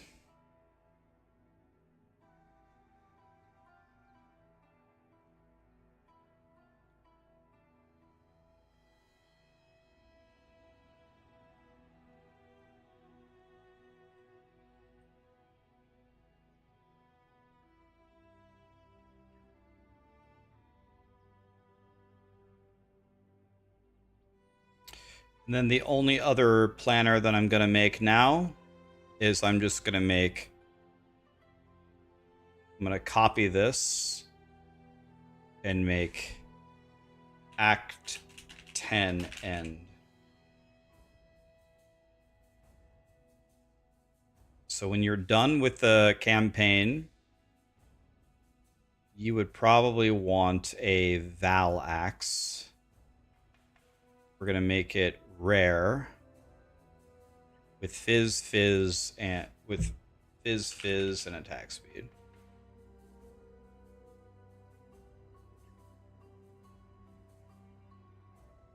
So it's eye level 64.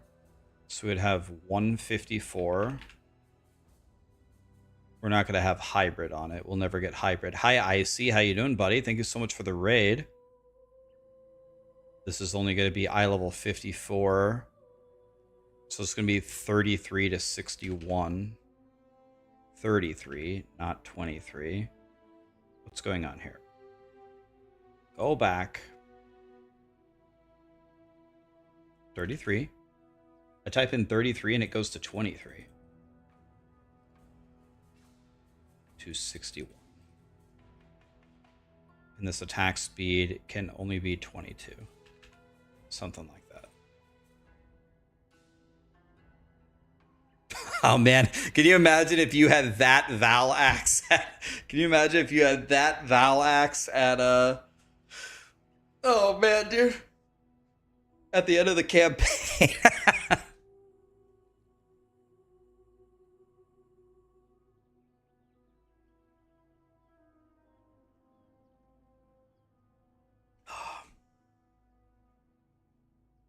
Yeah, we're cooking a melee build, trying to. This is the first POE1 build I've ever made. This is pathetic, but this is my third day working on it, actually. Third day working on it, but I'm trying to cover every little... I'm making this for brand new players. I'm trying to cover every little detail in the beginning of the game so they can succeed. And I've made this melee guy... And we are just absolutely terrorizing the campaign. They just can't touch me. So it's going well, but it just takes forever. It takes forever to make a good planner, you know. Oh, we're pretty much done, actually. Now I just got a little baby fine. Yeah, I'm trying to really spell it out for people. I'm trying to really... I'm definitely assuming that you've never played the game before, so I'm just trying to give you all the information you need without just rambling, you know what I mean? It's a hard balance to strike. What were you working on, buddy? Were you playing POE1? Were you doing something interesting? What were you doing?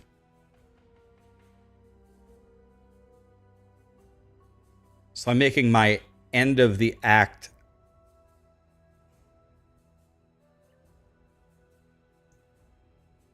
So this would be... Now we could get 129 life.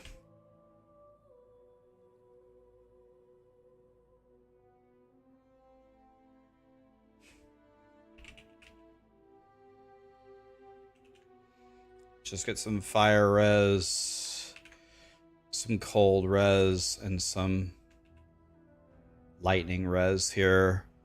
We could only get 41 though on each one.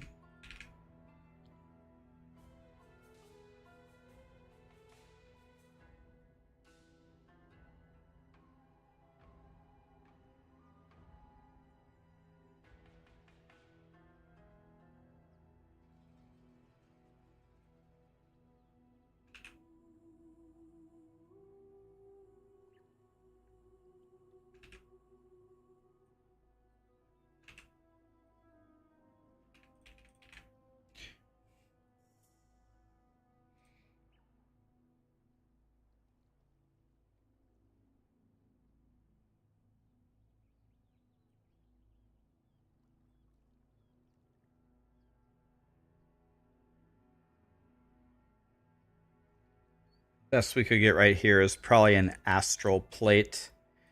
Rare. Probably instead of going life here, it would be better to go for armor, right?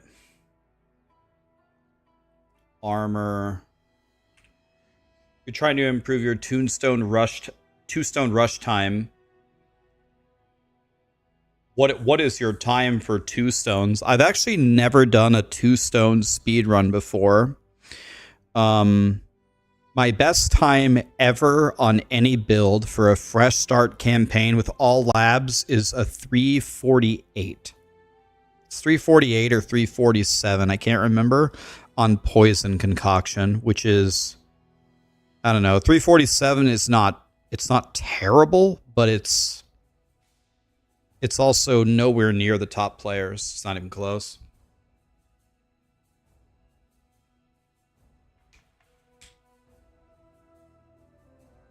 Did I include the recommended lab levels?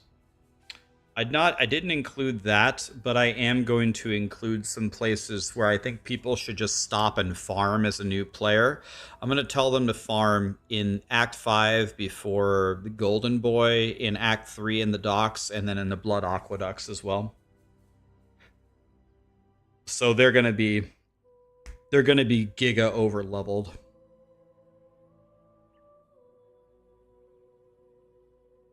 You did 8 hours on an Elementalist on EA Ballista. So an 8-hour 2-stone run, what is that roughly for the campaign? How much of it is the mapping and how much of it is the campaign? Is it like half and half?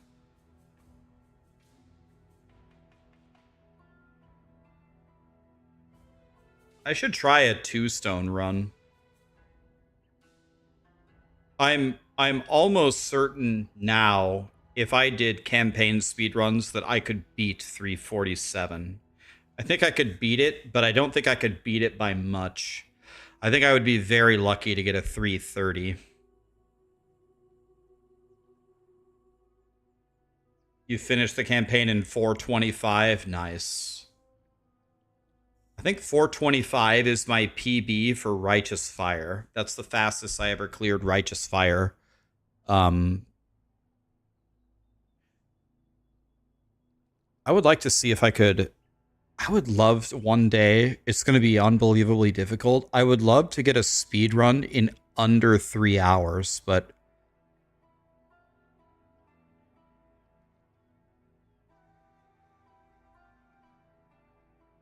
you did a lightning arrow Deadeye in 351. Nice. That's pretty much the same time as me. Mine was on poison concoction though. I've never tried lightning arrow. Is lightning arrow pretty good? Maybe I should try that one. I thought, wait a minute. I thought people for speed running, they don't play lightning arrow. I thought they play rain of arrows. You play lightning arrow instead of rain of arrows for speed running? I thought it was rain of arrows. Lightning arrow is fast. I should try it.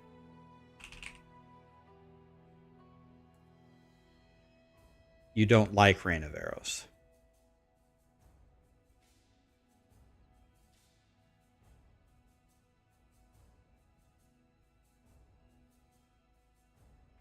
So this can only be 300.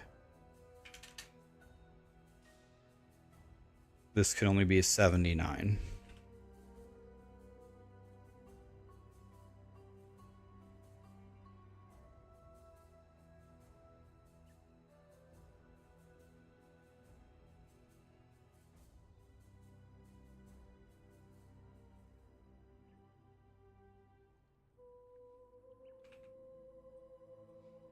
So you're a great player. I'm sure you're better than me. I would like to get better. I wish I was better at this game, if I'm being honest. I'm kind of new to the POE1 scene. I have only. This might seem like a joke, but I've only been playing this game for 2 years. You'd be like, 2 years? That's a shitload of time. Yeah, I mean, it really is, but not really for POE1.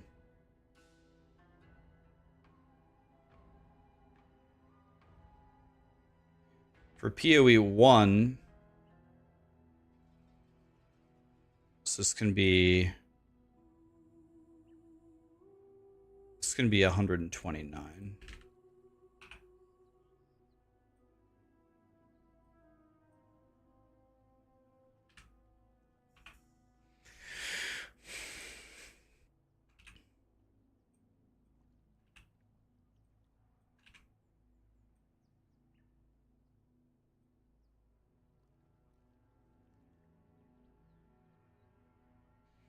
You don't like Rain of Arrows, but you think Rain of Arrows is better. Nice.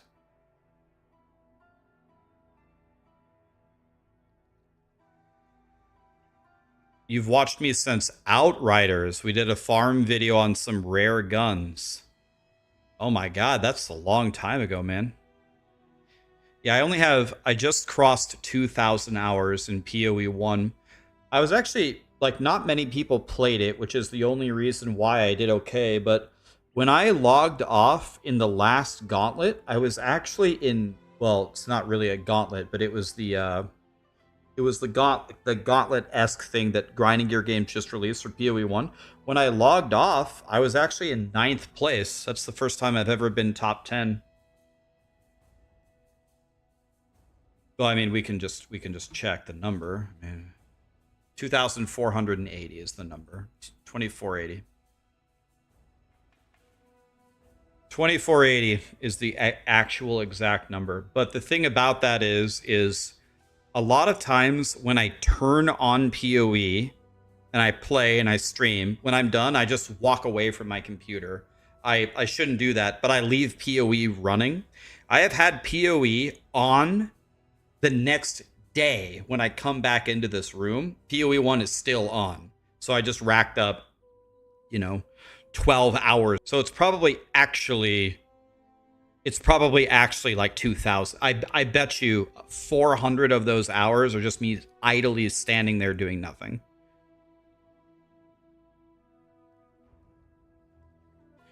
Fun game, man.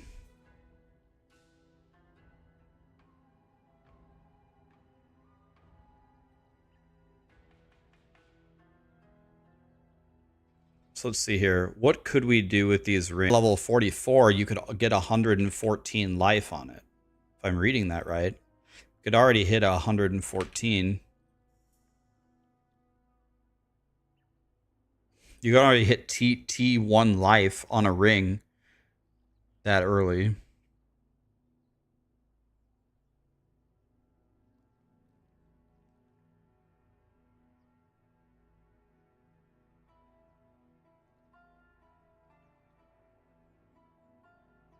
Let's go, 129. And then we just go with what we've been doing, just resistances. People are going to be like, Rax, your planner is so stupid. Your planner has like 300 all resist. Why would you make it like that? Because I'm not telling you to build your character exactly like this. The thing that I'm trying to convey to you, you don't know what would be even better than a 2-stone ring is if we had a amethyst ring. What I'm trying to convey here is search for life and resistances on your gear.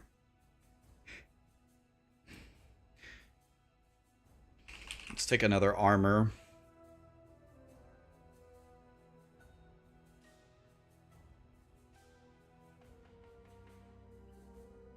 This can only be 38. Yes, like that. And let's put, if we're going to put quality on anything, we would put it on this.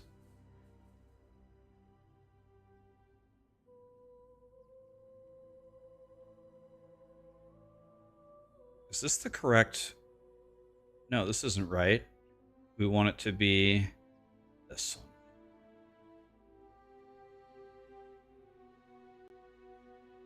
Requires level 67.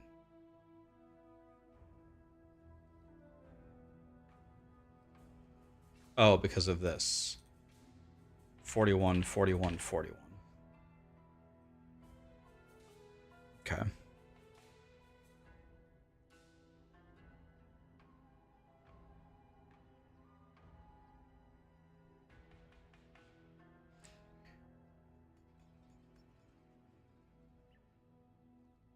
My mechanic is calling me, guys. Let me answer this.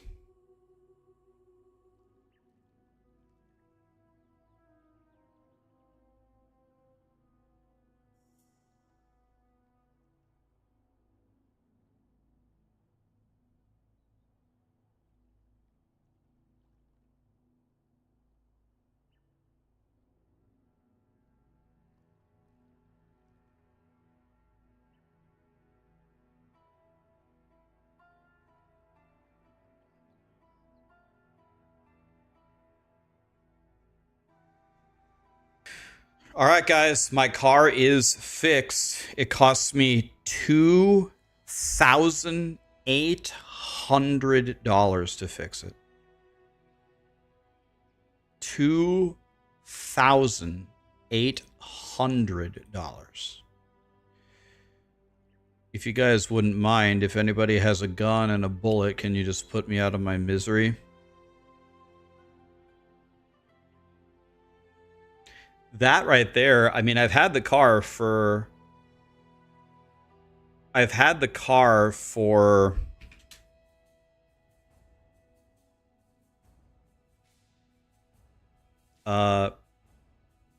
years now.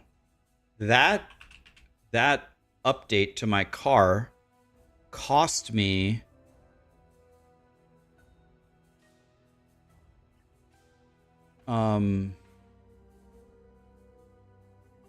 as much as I've ever invested into the car in 10 years, I think. That probably equaled the total amount of money I've ever put into the car. So I guess in some ways I should maybe consider myself lucky. It's like never had problems ever. But yeah.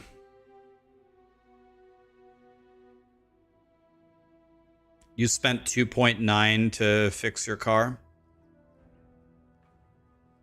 What are you paying so much for? So I used to take my car to this other mechanic, but then my car kept dying and it had a lot of problems. It couldn't shift gears correctly. The brakes were going bad, and the car wouldn't start, and it was killing all of my batteries. And so I looked up who the highest rated mechanic was in my town, and I took it to them.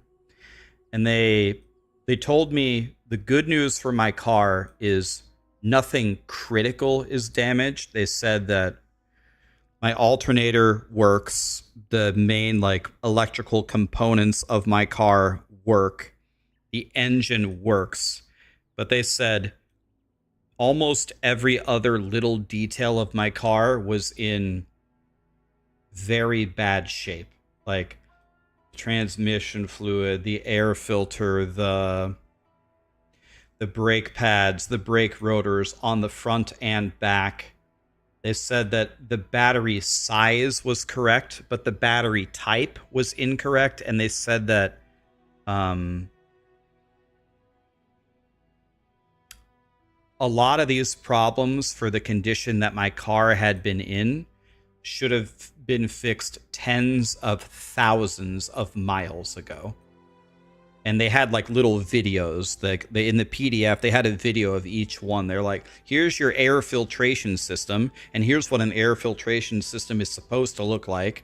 You can see that yours is essentially gone. But with my old mechanic, whenever I'd bring in my car, which I did pretty regularly, I'd always tell them to do like a full diagnostic. Like, I think almost everything here is wrong and needs to be fixed. Actually, it was actually more than 2,800.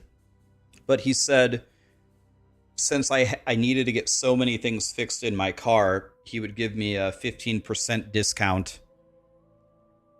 and bring it down to 2,800. Now one of my friends is calling me. This guy is the guy with a broken back. Let me see if he needs something. Give me 1 second.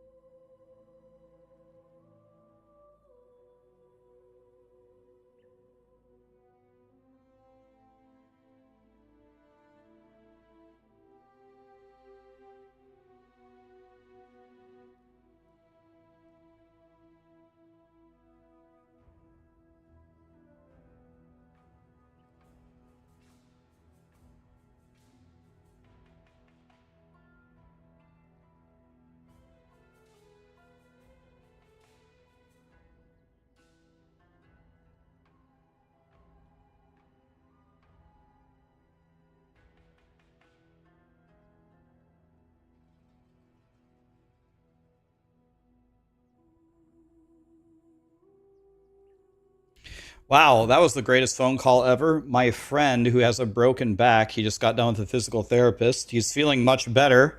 And he said because he's feeling much better, he's driving through a Mexican restaurant and bringing me a bunch of Mexican food. That is exactly what I wanted to hear. And it's also good that he's feeling better. No, I'm kidding. The good news is that he's feeling better. But definitely the cherry on top is he's bringing me a bunch of Mexican food. Oh my God, I love life. He said he got chips, salsa, queso dip, guacamole. He said he got green chili chicken enchiladas, rice, and beans. I'm like, oh my God, dude. Can you like go double the speed limit? No, I better be careful. Chips are bad for you. Queso is bad for you. I can eat the guacamole. That's good for me. Oh, let's be honest. I'm just going to fucking eat everything. Let's be real. I have no self-control with Mexican food. Okay. Anyway, I think, unless I made a mistake, where is the ascendancy? Here's the thing that I don't know. Where do I put in the ascendancy points?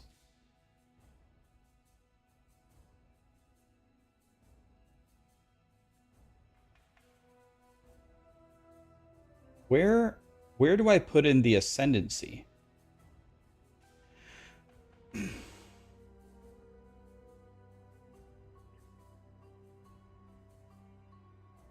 I I actually don't know. Where do I don't actually get it. Where do I do it?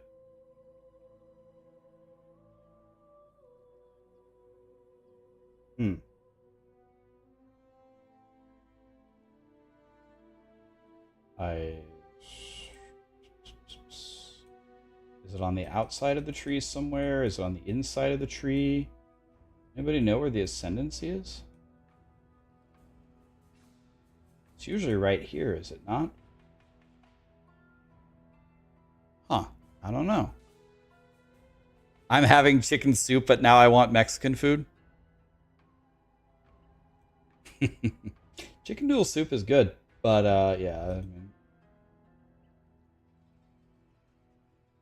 am I a stupid ass? Where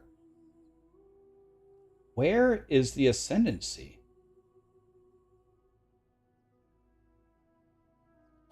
People were asking what kind of car I have. I have a Mazda 6.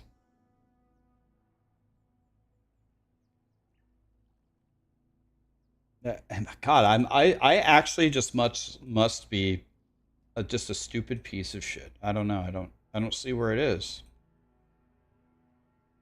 It's at the top. Top, top, top, top. Sorry, where? Top, top, top. My ascendancy is at the top, near the build name. I mean, I already picked Berserker. Oh, it unselected Berserker for me. Oh, I see. That's the problem. I picked this already, but it unpicked it. Thank you.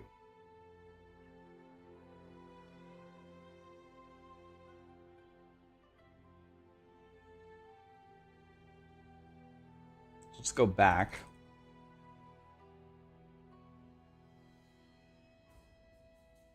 So about right here, we're going to take this. Then we're going to go here, here, here.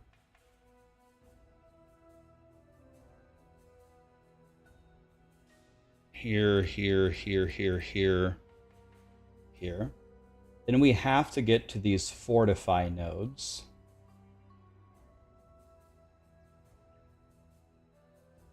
So this is 1, 2, 3. I guess it's definitely this way.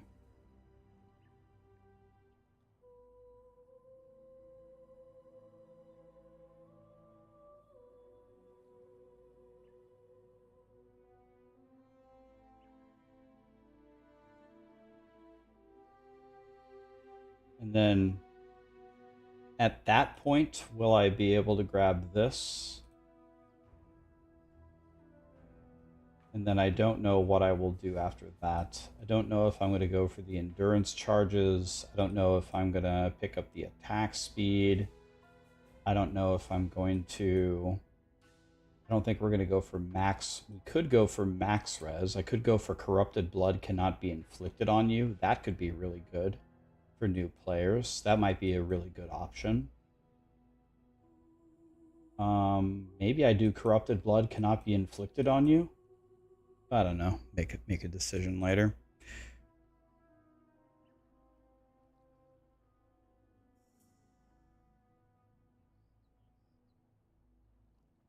So now at this point, we should have all of our problems solved. Okay, my friend's calling me again. I'm going to hang it up here, guys. Thank you so much for being here. Appreciate it. We're going to raid out right now. Tomorrow we'll play more POE1 and we might do some speed runs. Love you guys. I'm going to mute here, raid out, and answer my friend's call again. Love you guys. Thank you.